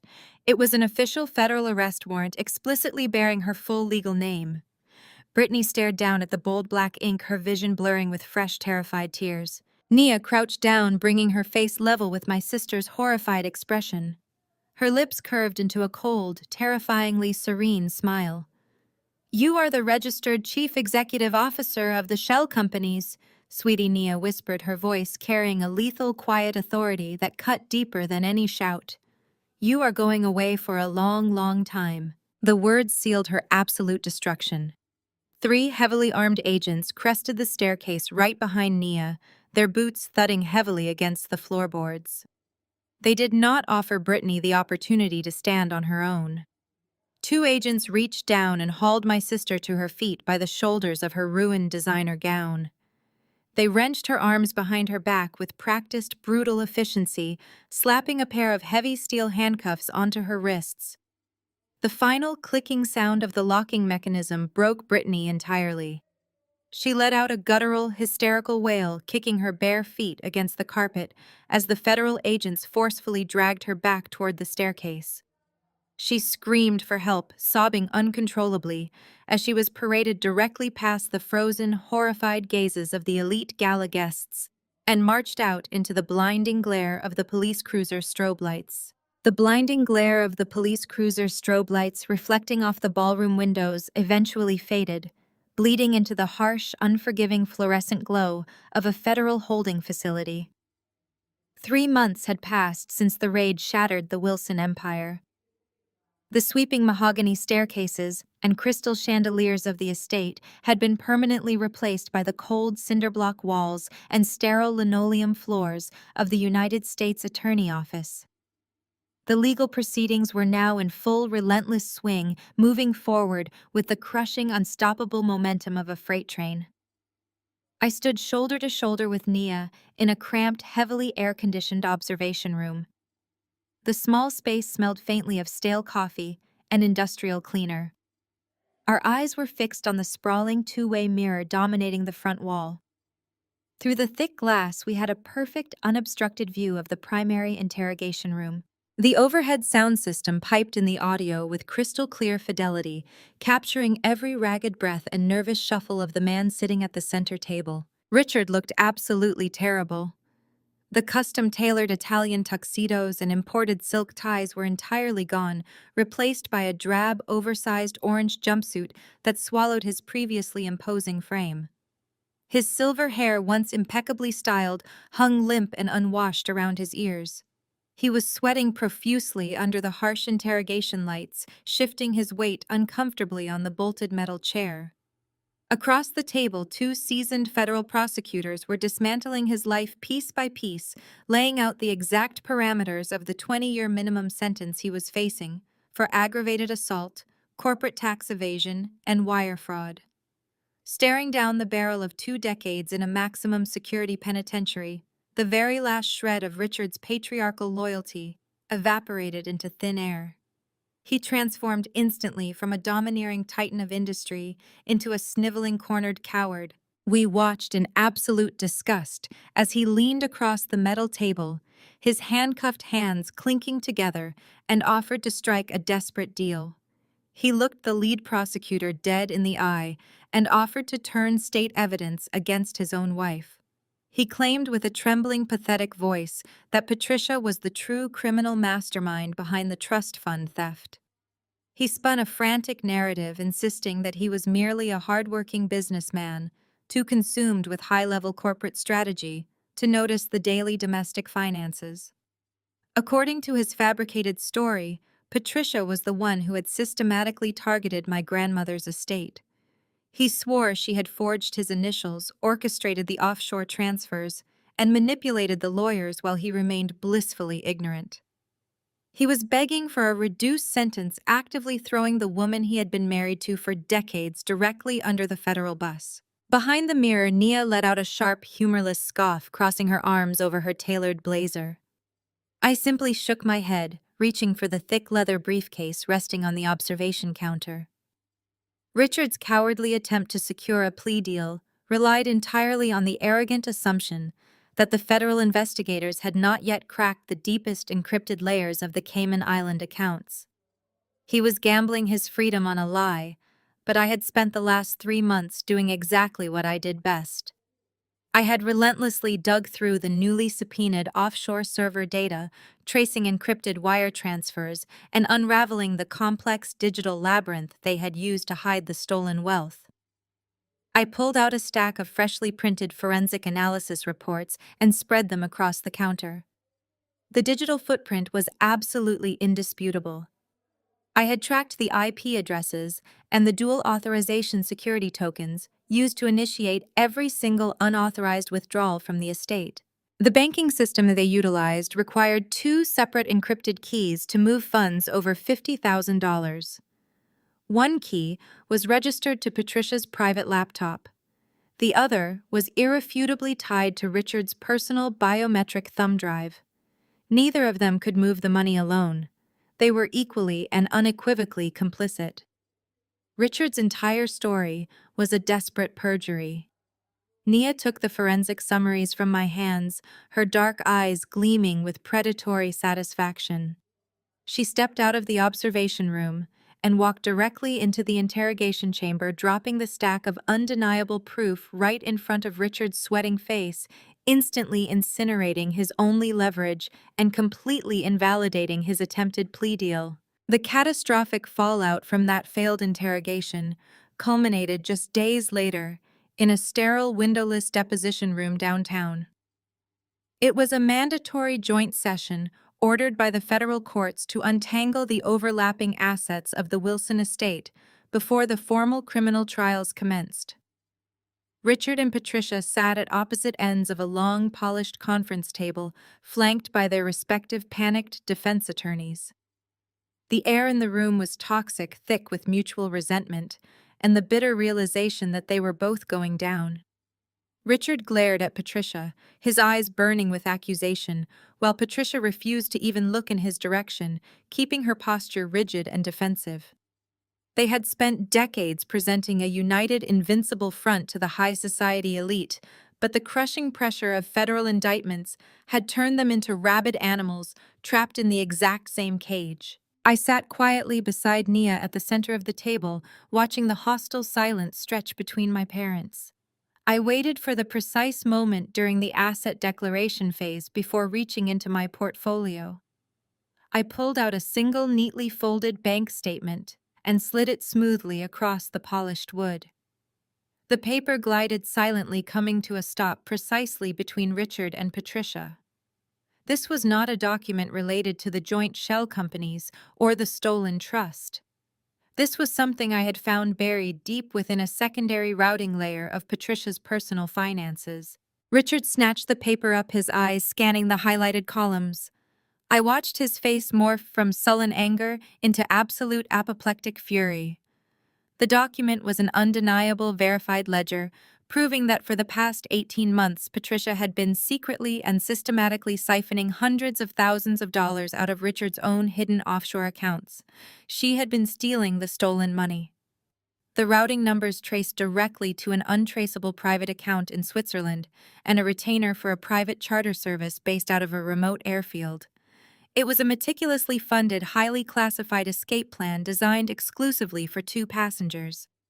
Patricia had been quietly preparing to permanently flee the country, with Brittany leaving Richard behind to face the massive federal fallout entirely alone. Richard slammed his fist onto the table with enough force to rattle the water pitchers, his face contorted in sheer homicidal rage as he realized his wife had been planning to abandon him to the wolves. He lunged out of his chair, screaming vicious obscenities across the table at the top of his lungs. Patricia instantly matched his fury, rising to her feet and shrieking that he was a sinking ship she refused to go down with. The deposition room erupted into absolute bedlam as the two former titans of high society viciously tore into each other, their lawyers shouting over the chaos in a frantic, futile attempt to restrain the violent, explosive implosion of the Wilson family. The vicious brawl that tore through the deposition room was the final undeniable death rattle of the Wilson family unit. Their united front was reduced to ash, leaving them to face the federal justice system as isolated, terrified individuals. 3 months later, the grand mahogany doors of the federal courthouse swung open to accommodate the highly publicized United States versus Richard Wilson trial. The gallery was packed shoulder to shoulder with ravenous reporters, disgraced former investors, and curious high society vultures eager to watch the empire officially fall. Richard had liquidated his last remaining clean asset to hire Marcus Sterling, a notoriously ruthless defense attorney famous for his expensive custom suits and vicious courtroom theatrics. Sterling wasted zero time during his opening statements, pacing like a caged panther in front of the jury box and pointing an accusatory manicured finger directly at my seat. He painted a tragic, completely fabricated portrait of a grieving, successful father, targeted by a bitter, deeply scarred, and jealous outcast of a daughter. Sterling sneered as he suggested my entire motivation was nothing more than a desperate, vengeful cash grab, engineered by a woman who could simply not handle being excluded from the glamorous life her sister led. He loudly proclaimed that the prosecution had no real case, relying entirely on the vindictive fantasies of a disgruntled child trying to extort her loving parents. When the federal prosecutor finally called me forward, I did not walk up to the witness box as a tragic victim seeking sympathy. I took the oath and sat down comfortably, recognized formally by the court as the prosecution's primary expert witness in forensic accounting. Sterling immediately launched his cross-examination, pacing aggressively and raising his voice to rattle me. He demanded I explain how a supposed resentful outcast could possibly understand the complex, highly legitimate tax strategies of a multi-billion-dollar international conglomerate. I did not flinch. I did not raise my voice or offer him the emotional reaction he so desperately craved. I asked the bailiff for a dry erase marker and stepped down from the wooden box, approaching the large rolling whiteboard set up specifically for the jury. With surgical, emotionless precision, I began to draw. I mapped out the entire Wilson financial ecosystem without referencing a single piece of paper. I drew the exact flow of illicit capital, starting from Richard's Phantom Logistics Company, down through the Cayman Island holding accounts, and directly into the Swiss bank accounts. I cited specific transaction dates, encrypted authorization codes, and offshore routing protocols entirely from memory. Sterling tried to object loudly, repeatedly, attempting to dismiss my diagrams as speculative nonsense, but his blustering tactics completely failed against cold, hard arithmetic. The jury watched in absolute captivated silence as I mathematically proved that Richard's complex, legitimate tax strategy was actually a textbook cyclical laundering scheme. I drew the exact route the stolen funds took to purchase his luxury cars and real estate. I handed the marker back to the bailiff, leaving Sterling stammering and furiously flipping through his useless notes as the irrefutable truth stared the entire courtroom in the face. The criminal trial was running concurrently with the civil asset recovery suit, giving Nia the floor to represent my grandmother's stolen estate. Patricia took the stand on the fourth day of the trial, wearing a modest, conservative beige dress that practically screamed manufactured innocence. She dabbed her dry eyes with a tissue, playing the role of the oblivious, terrified housewife perfectly. Under direct questioning from her own lawyer, she swore under oath that she knew absolutely nothing about the missing $1.5 million from the trust fund. She claimed Richard handled all domestic finances and that she believed her luxurious lifestyle was funded entirely by his legitimate business profits. That was the exact moment Nia approached the podium. Nia did not yell or pace. She walked up to the witness stand with the terrifying calm of an apex predator circling wounded prey. She asked Patricia to confirm her sworn statement one final time, locking her firmly and irreversibly into the perjury trap. Patricia confidently reiterated her total ignorance, lifting her chin with a hint of her old arrogance. Naya smiled a sharp, predatory flash of teeth and submitted Exhibit 42 into evidence. It was the exact Swiss bank statement I had slid across the table during the joint deposition. Nia displayed the heavily redacted document on the large courtroom monitors, highlighting the routing numbers tying the stolen trust fund money directly to Patricia's private hidden escape account. Nia asked Patricia to explain exactly how an ignorant housewife managed to funnel $1.5 million through an encrypted European bank using her own maiden name and biometric signature to fund a private escape jet. Patricia froze entirely, the tissue dropping from her trembling hands, as she realized she had just committed undeniable federal perjury in front of a sitting judge. She looked desperately toward her lawyer, but the man was busy rubbing his temples in defeat. The defense strategy completely imploded after Patricia's catastrophic testimony. Closing arguments wrapped up by Friday morning, and the jury was sent away to deliberate. The media pundits and legal analysts camped outside the courthouse steps confidently predicted a lengthy, complicated deliberation process, given the sheer volume of financial documents and shell company structures involved in the case. They were entirely wrong. It took exactly 4 hours for the bailiff to notify the judge that a verdict had been reached. The courtroom was agonizingly silent as everyone took their designated seats. Richard stared straight ahead, his face completely devoid of color and his jaw clenched tight. Patricia gripped the edge of the defense table, her knuckles stark white against the dark wood. Brittany sat in the gallery wearing a standard-issue county jail jumpsuit, having already taken a plea deal for her role as the proxy CEO. The heavy wooden door beside the jury box opened and the 12 men and women filed back into the room, their expressions somber and resolute. The federal judge adjusted his glasses and looked down from the elevated bench. He turned his attention to the jury box and asked the foreman to please stand and read the charges. The courtroom held its collective breath as the jury foreman, a stern-looking woman in a tailored gray suit, stood up and cleared her throat. She held the thick stack of verdict forms with a steady hand. On the charge of aggravated wire fraud, we find the defendant Richard Wilson guilty. On the charge of corporate tax evasion, we find the defendant Richard Wilson guilty. On the charge of criminal conspiracy to commit fraud, we find the defendant Patricia Wilson guilty. The word guilty echoed through the silent chamber like a rhythmic tolling bell, repeating again and again for every single count on the lengthy federal indictment. There were no gasps from the gallery, only the frantic scratching of reporters' pens and the quiet, inevitable finality of the justice system working exactly as designed.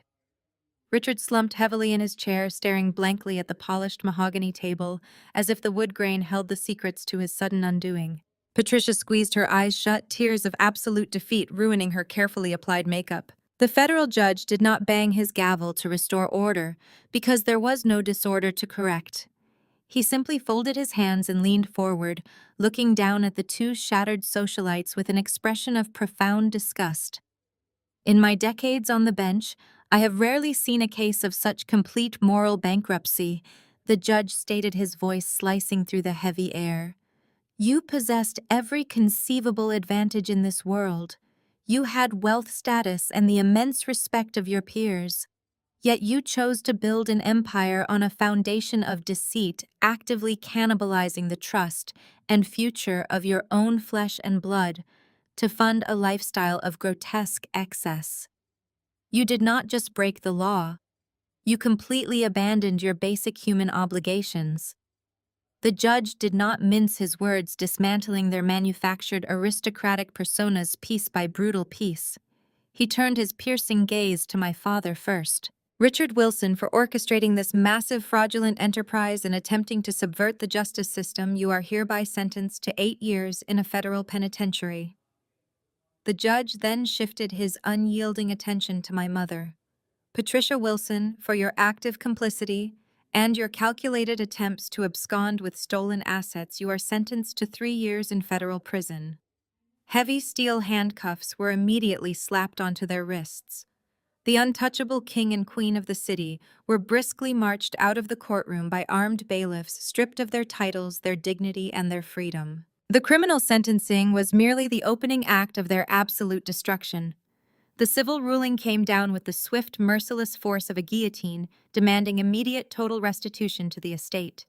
The protective bubble of the Wilson Empire popped violently, and the aftermath was incredibly public. Within 48 hours, a fleet of commercial moving trucks and federal marshals swarmed the sprawling Beacon Hill estate.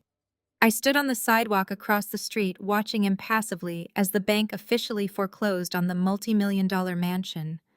The heavy wrought iron gates were padlocked shut with thick chains. A convoy of flatbed tow trucks arrived in rapid succession, actively dragging away the physical markers of their stolen wealth. Richard's Custom imported Porsche and Patricia's pristine luxury SUV were hoisted onto the metal ramps and hauled away to federal auction lots. Appraisers systematically slapped neon seizure stickers onto the antique furniture, the crystal chandeliers, and the imported grand piano. The golden, flawless facade they had spent decades cultivating was entirely shattered, reduced to a public spectacle of repossession and disgrace. The neighbors who used to eagerly attend their lavish galas now peeked through their luxury blinds, watching the total liquidation of the Wilson legacy. While my parents were locked away in federal holding, Brittany faced a slightly different but equally devastating nightmare. Because the initial shell companies and fraudulent trust accounts had been established when she was technically a minor, her expensive defense team miraculously managed to negotiate a deal that kept her out of a federal cell. She completely avoided prison time, but the leniency ended there. The judge handed her 5 years of severe maximum security probation. She was fitted with a bulky GPS ankle monitor, permanently restricting her travel and subjecting her to random unannounced check-ins by federal officers. However, the true punishment came from the one institution she valued above all else. The scandal surrounding her arrest had instantly become national news, and her prestigious medical school acted with ruthless self-preservation.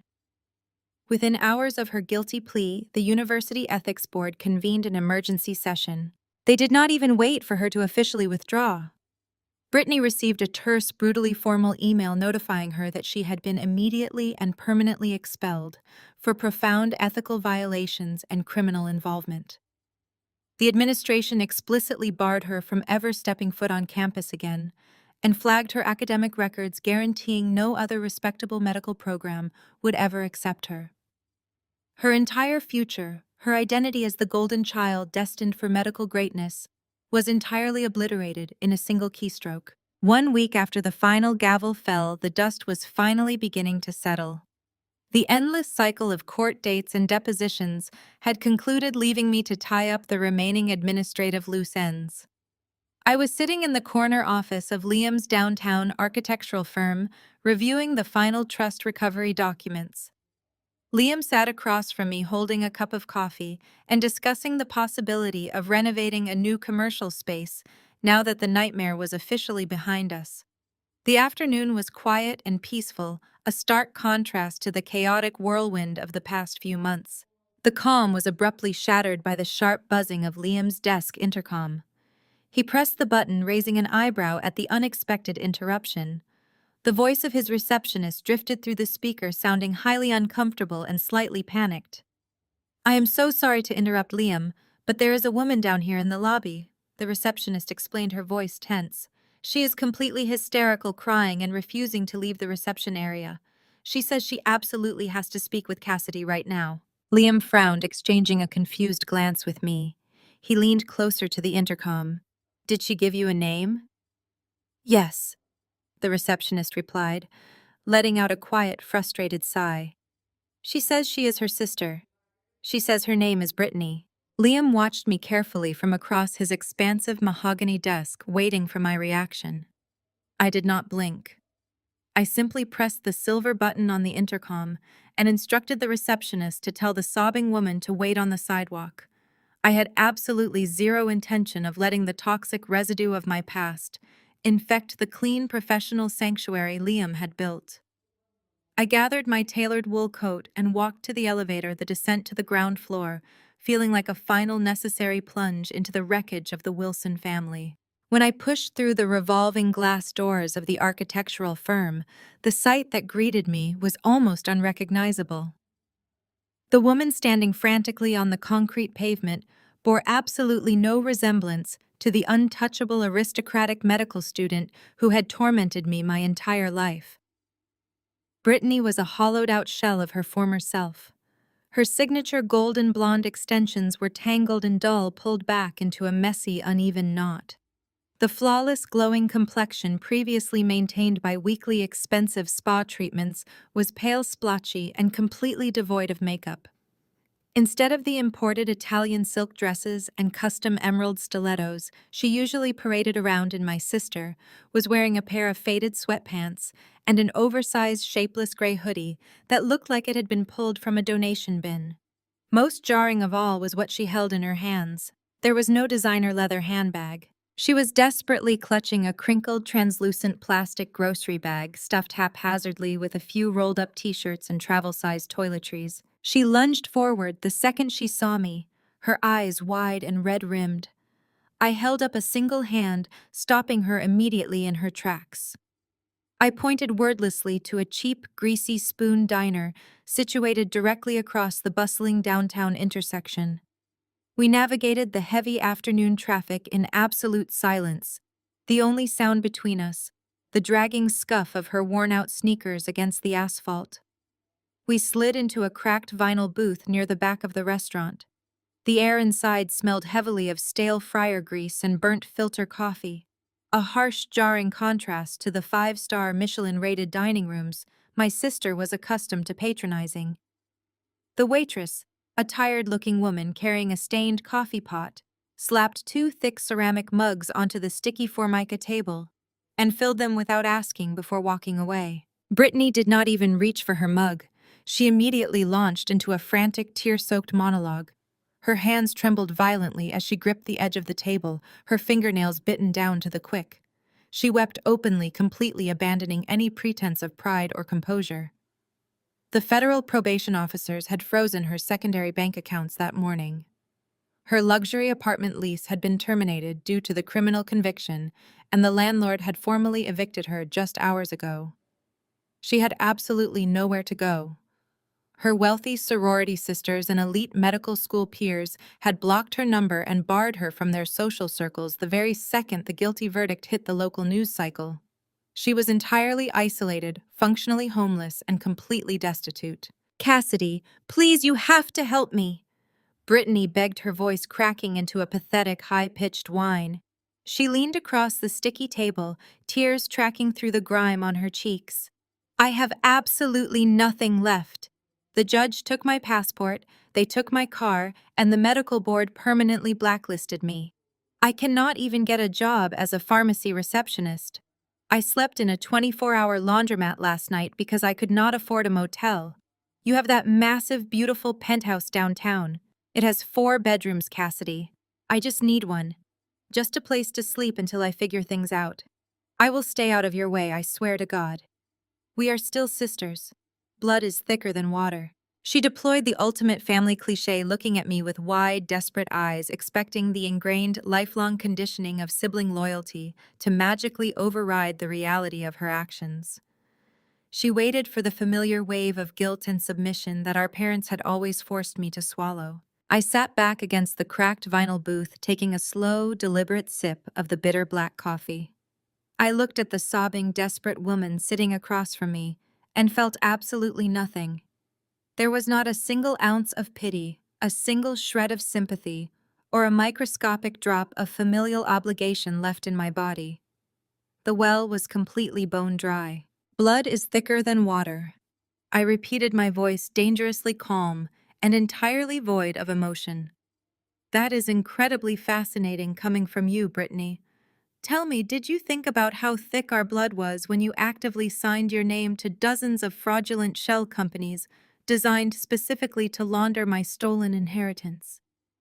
Did you consider our sisterly bond when you stood in the grand foyer and smiled while Mom and Dad treated me like a repulsive, contagious disease? Did you think about family loyalty when you knowingly funded your designer medical school lifestyle with money explicitly stolen from my grandmother's trust?" Brittany flinched violently, shrinking back into the booth as if I had physically struck her. She opened her mouth to stutter an excuse, but I immediately cut her off, leaning forward and pinning her with a cold, lethal glare. You did not just passively watch my psychological torment, Brittany. You actively participated in it. You absolutely reveled in being the golden child. You built your entire identity, your entire manufactured superiority complex on the foundation of my planned destruction.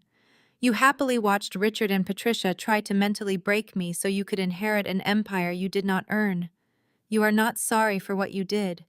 You are only crying right now because you got caught and your golden shield finally shattered. I am family, she sobbed, burying her face in her trembling hands, her tears dripping onto the plastic bag resting in her lap.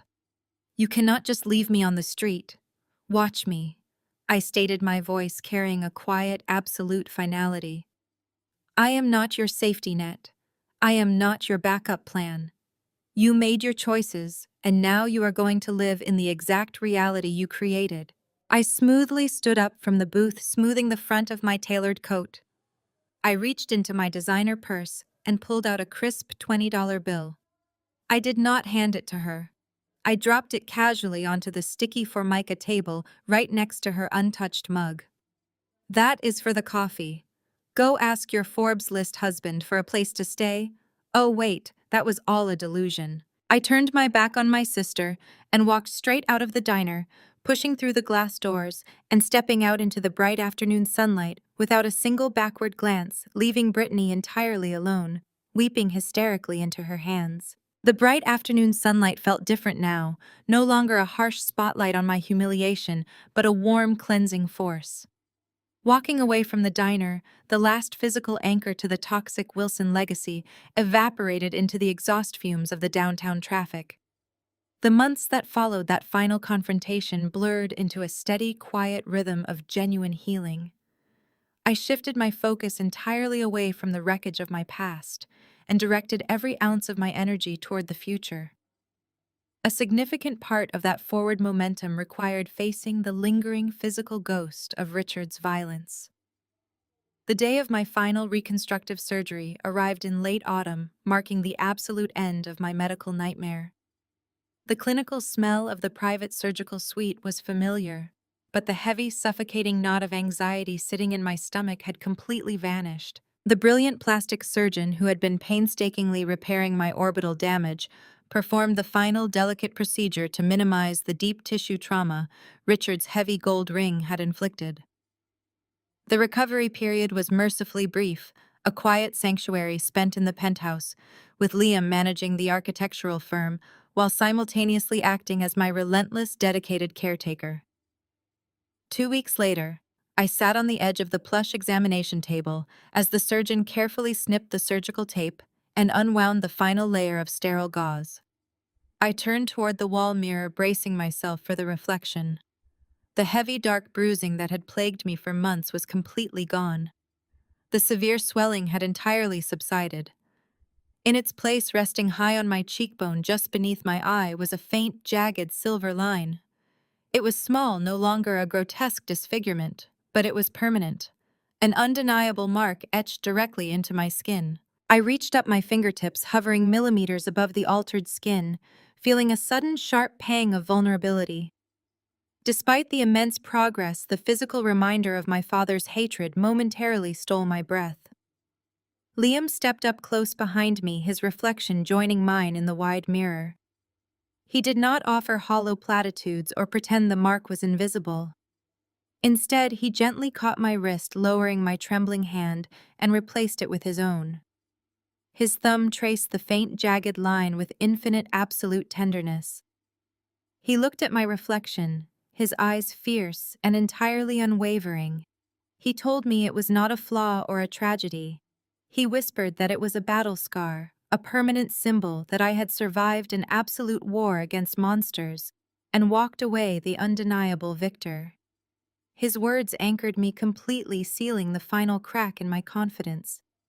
Our bond, forged in the chaotic crucible of my family's destruction, solidified into something utterly unbreakable. With the physical and emotional specters finally laid to rest, the legal system delivered its ultimate long-awaited conclusion.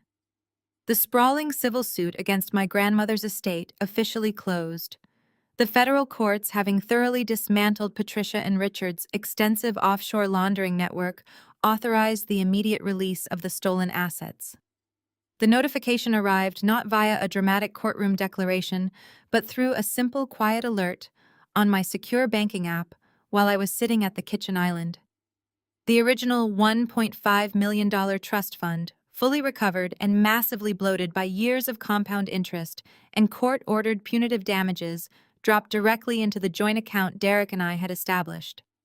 It was a staggering injection of liquid capital representing far more than just immense financial security. It was the physical manifestation of our grandmother's stolen love finally resting in the hands she had originally intended. We gathered to celebrate the monumental victory that weekend, not in a stuffy five-star restaurant, but on the sprawling rooftop terrace of the penthouse. The crisp winter air bit at our cheeks as I sat with Liam, Derek, and Nia, circling around the roaring gas fire pit. Derek was laughing loudly, clinking his craft beer against Nia's crystal wine glass, discussing how he planned to use his half of the trust to expand his automotive garage into a massive custom restoration empire. I leaned back against Liam's chest, the heat of the fire warming my face, feeling an overwhelming, unprecedented sense of peace. Yet looking out over the glittering downtown skyline, a sudden realization crystallized in my mind. Every street corner, every high-rise, every elite social club in this city held a lingering ghost of the Wilson Empire. The air felt heavy with toxic history. Liam shifted behind me, his mind clearly operating on the exact same wavelength. He looked around the fire pit, his voice cutting cleanly through the crackle of the flames, and suggested we pack up the entire operation and leave. The proposition hung in the crisp air, audacious and incredibly thrilling. We had the capital, the specialized skills, and absolutely nothing tying us to this poisoned geography. Nia immediately pulled out her tablet, her tactical brain already shifting into high-speed logistics mode, analyzing emerging real estate markets, commercial tax incentives, and growth trajectories. We passed the tablet back and forth, debating climate's economies and architectural potential. By the time the fire burned down to glowing orange embers, the decision was completely unanimous. We picked Austin, Texas.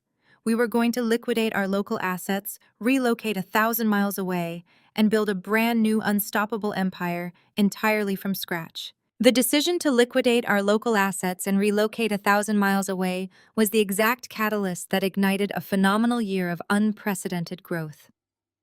Exactly 12 months after that rooftop declaration, the sprawling, vibrant skyline of Austin, Texas, served as the glittering backdrop for our entirely self-made reality.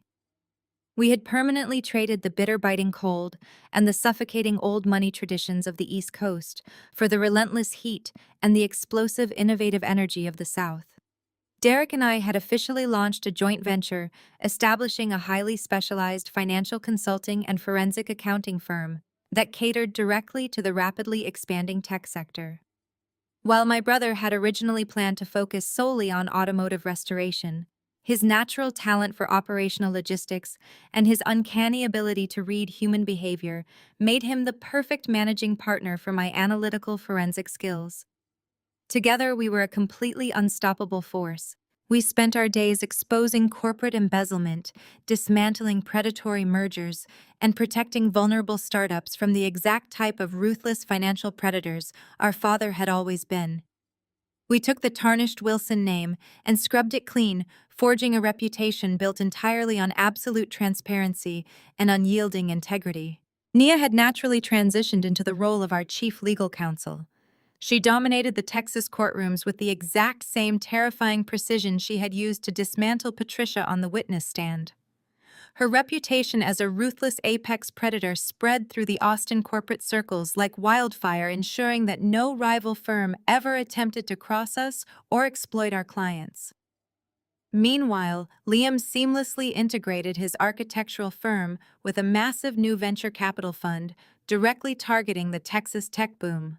He was designing and financing sprawling, sustainable corporate campuses for the very tech giants Derek and I were consulting for. Our professional lives were deeply intertwined, forming an impenetrable fortress of mutual success that relied on hard work rather than manipulation. The true triumph, however, was the incredibly healthy dynamic of the life we had constructed outside of the corporate boardrooms. There were no calculated manipulations, no hidden agendas, and absolutely zero toxic competitions for affection. We had built a chosen family based entirely on mutual respect and genuine unconditional support. Our weekends were no longer spent navigating suffocating high society galas filled with silent judgments and fake smiles. Instead, we hosted massive, loud barbecues in the sprawling backyard of the beautiful modern estate Liam and I had purchased in the Texas Hill Country. Derek would man the grill, laughing uproariously at Nia's sharp, sarcastic commentary, while Liam poured drinks and sketched out new blueprints on paper napkins. We celebrated every single victory together, whether it was winning a massive legal settlement, securing a new contract, or simply perfecting a complex new brisket recipe. The dark, suffocating shadow of the empire we had escaped had been completely eradicated, replaced by a blinding, authentic light. We were finally completely safe. The absolute purity of our new reality was momentarily tested on a humid Tuesday afternoon in early October. I was standing in the center of our sunlit living room, surrounded by yards of imported white silk and intricate French lace. An exclusive local boutique had sent a master seamstress directly to the house for my final wedding dress fitting. Liam and I were scheduled to be married in exactly 3 weeks in a private, intimate ceremony under the massive ancient oak trees in our backyard. Nia sat on the velvet sofa sipping sparkling water and critically evaluating the drape of the long, elegant train. The atmosphere in the room was light, joyful, and completely serene until Derek walked through the front door carrying the afternoon mail. He froze in the entryway, his usual easygoing smile instantly vanishing from his face. The thick stack of standard corporate envelopes and glossy wedding magazines slipped from his grip, scattering carelessly across the polished hardwood floor. He was left holding a single crumpled, heavily stamped piece of correspondence. The cheerful banter in the living room died immediately. Nia set her crystal glass down with a sharp clink, her predator instincts instantly activated by the sudden rigid shift in Derek's posture.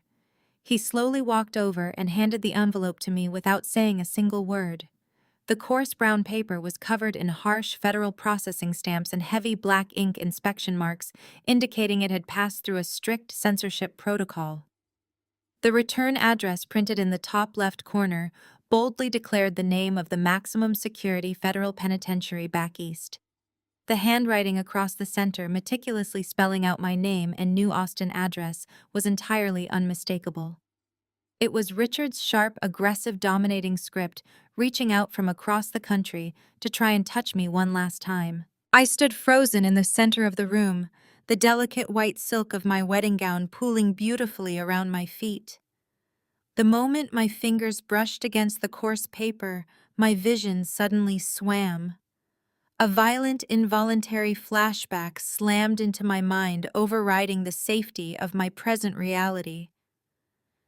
I saw the dark, imposing porch of the Beacon Hill mansion. I felt the agonizing shatter of bone echoing in my skull. I saw the dark crimson blood pooling on the cold, uneven brick. The phantom echo of his cruel, dismissive laughter rang loudly in my ears. I squeezed my eyes shut, taking a slow, deep, agonizing breath to force the terrifying ghosts back into the dark where they belonged. I opened my eyes, looking down at the desperate final attempt at manipulation resting in my palm. I did not tear open the flap. I did not wonder what elaborate lies, manufactured apologies, or pathetic demands he had spent hours writing in his sterile concrete cell. Without breaking the seal, I turned away from Derek and Nia. I walked calmly across the room to the massive stone fireplace where a small fire was currently warding off the sudden autumn chill. I raised my hand and tossed the unopened letter directly into the center of the roaring orange flames. The paper curled, blackened, and turned to ash, dissolving into the updraft of the chimney. I watched the last glowing ember of Richard Wilson fade into absolutely nothing. I did not feel a trace of anger or a sliver of regret. I just felt clean. 3 weeks later, that profound, pristine clarity radiated through every inch of the spectacular sunlit glass house we had rented for the ceremony. Nestled deep in the lush rolling hills just outside Austin, the venue was a breathtaking cathedral of arched glass and exposed wrought iron. Golden afternoon sunlight poured through the transparent ceiling, illuminating the vibrant cascades of native Texas wildflowers and cascading greenery that draped from the rafters. The atmosphere was incredibly warm, deeply intimate, and fiercely authentic. We had not invited hundreds of shallow socialites or wealthy strangers to fill the rows of mahogany chairs. The audience consisted exclusively of the brilliant, loyal people who actually comprised our daily lives, our top-tier consulting team. Liam's dedicated architects, Nia's razor-sharp legal associates, and the close friends we had carefully chosen to build our new world alongside. There was no media presence, no performative luxury, and absolutely no toxic family obligations. It was a celebration of survival and the beautiful reality we had clawed out of the dirt together. The gentle acoustic swell of a live string quartet signaled the beginning of the procession. I stood at the back of the glass house taking a slow, deep breath as the heavy wooden doors swung open. I was not walking this path alone. Derek stood tall beside me, looking incredibly handsome in a sharp navy suit, his posture radiating fierce protective pride. He offered me his arm and I looped my hand through it, gripping him tightly. Derek stepped seamlessly into the void left by a father who had only ever sought to destroy me. He was the brother I had chosen, the business partner who had my back in the trenches, and the man honored with giving me away. As we paced slowly down the sun-drenched aisle, I looked toward the altar. Nia stood to the left, radiating absolute power and elegance in a deep emerald gown, serving proudly as my maid of honor. She offered me a fierce, brilliant smile, holding my vibrant wildflower bouquet. And then my eyes locked entirely on Liam. He stood at the end of the aisle, looking devastatingly handsome and utterly overwhelmed. Tears welled in his bright eyes and spilled over, tracking silently down his cheeks as he watched me approach. He did not bother wiping them away. He just smiled a smile so full of absolute devotion and unwavering love that it made my heart physically ache. Derek walked me to the final step, turned, and kissed my cheek gently before placing my hand directly into Liam's. The ceremony was brief, devoid of stuffy, outdated traditions, and entirely focused on the profound truth of our partnership. When the time came to exchange our vows, we did not read from generic scripts. We spoke the words we had written for each other, born from the fires we had walked through side by side. Liam held both of my hands, his voice thick with emotion, but ringing clearly through the quiet glass house. He promised to be my sanctuary in every storm, my partner in every victory, and my shield against anyone who ever tried to diminish my light. He told the gathered crowd that my strength was his greatest inspiration and that the jagged scar on my cheek was his favorite part of me because it proved I was a warrior who had conquered my demons. When it was my turn, I looked up at the man who had quite literally caught me when I fell off that blood-stained porch. I vowed to protect our peace with everything I had. I promised to honor the incredible chosen family standing around us and to never take a single day of our hard-won freedom for granted. I spoke clearly about the profound difference between the obligatory chains of a toxic bloodline and the unbreakable bonds of people who actively choose to love you every single day. We promised each other a lifetime built on absolute transparency, mutual respect, and a love rooted firmly in truth. The officiant pronounced us husband and wife, and the glass house erupted in deafening joyous applause as Liam pulled me in for a breathtaking kiss. It was the sealing of a promise and the ultimate rejection of the false narrative I had been force-fed my entire life.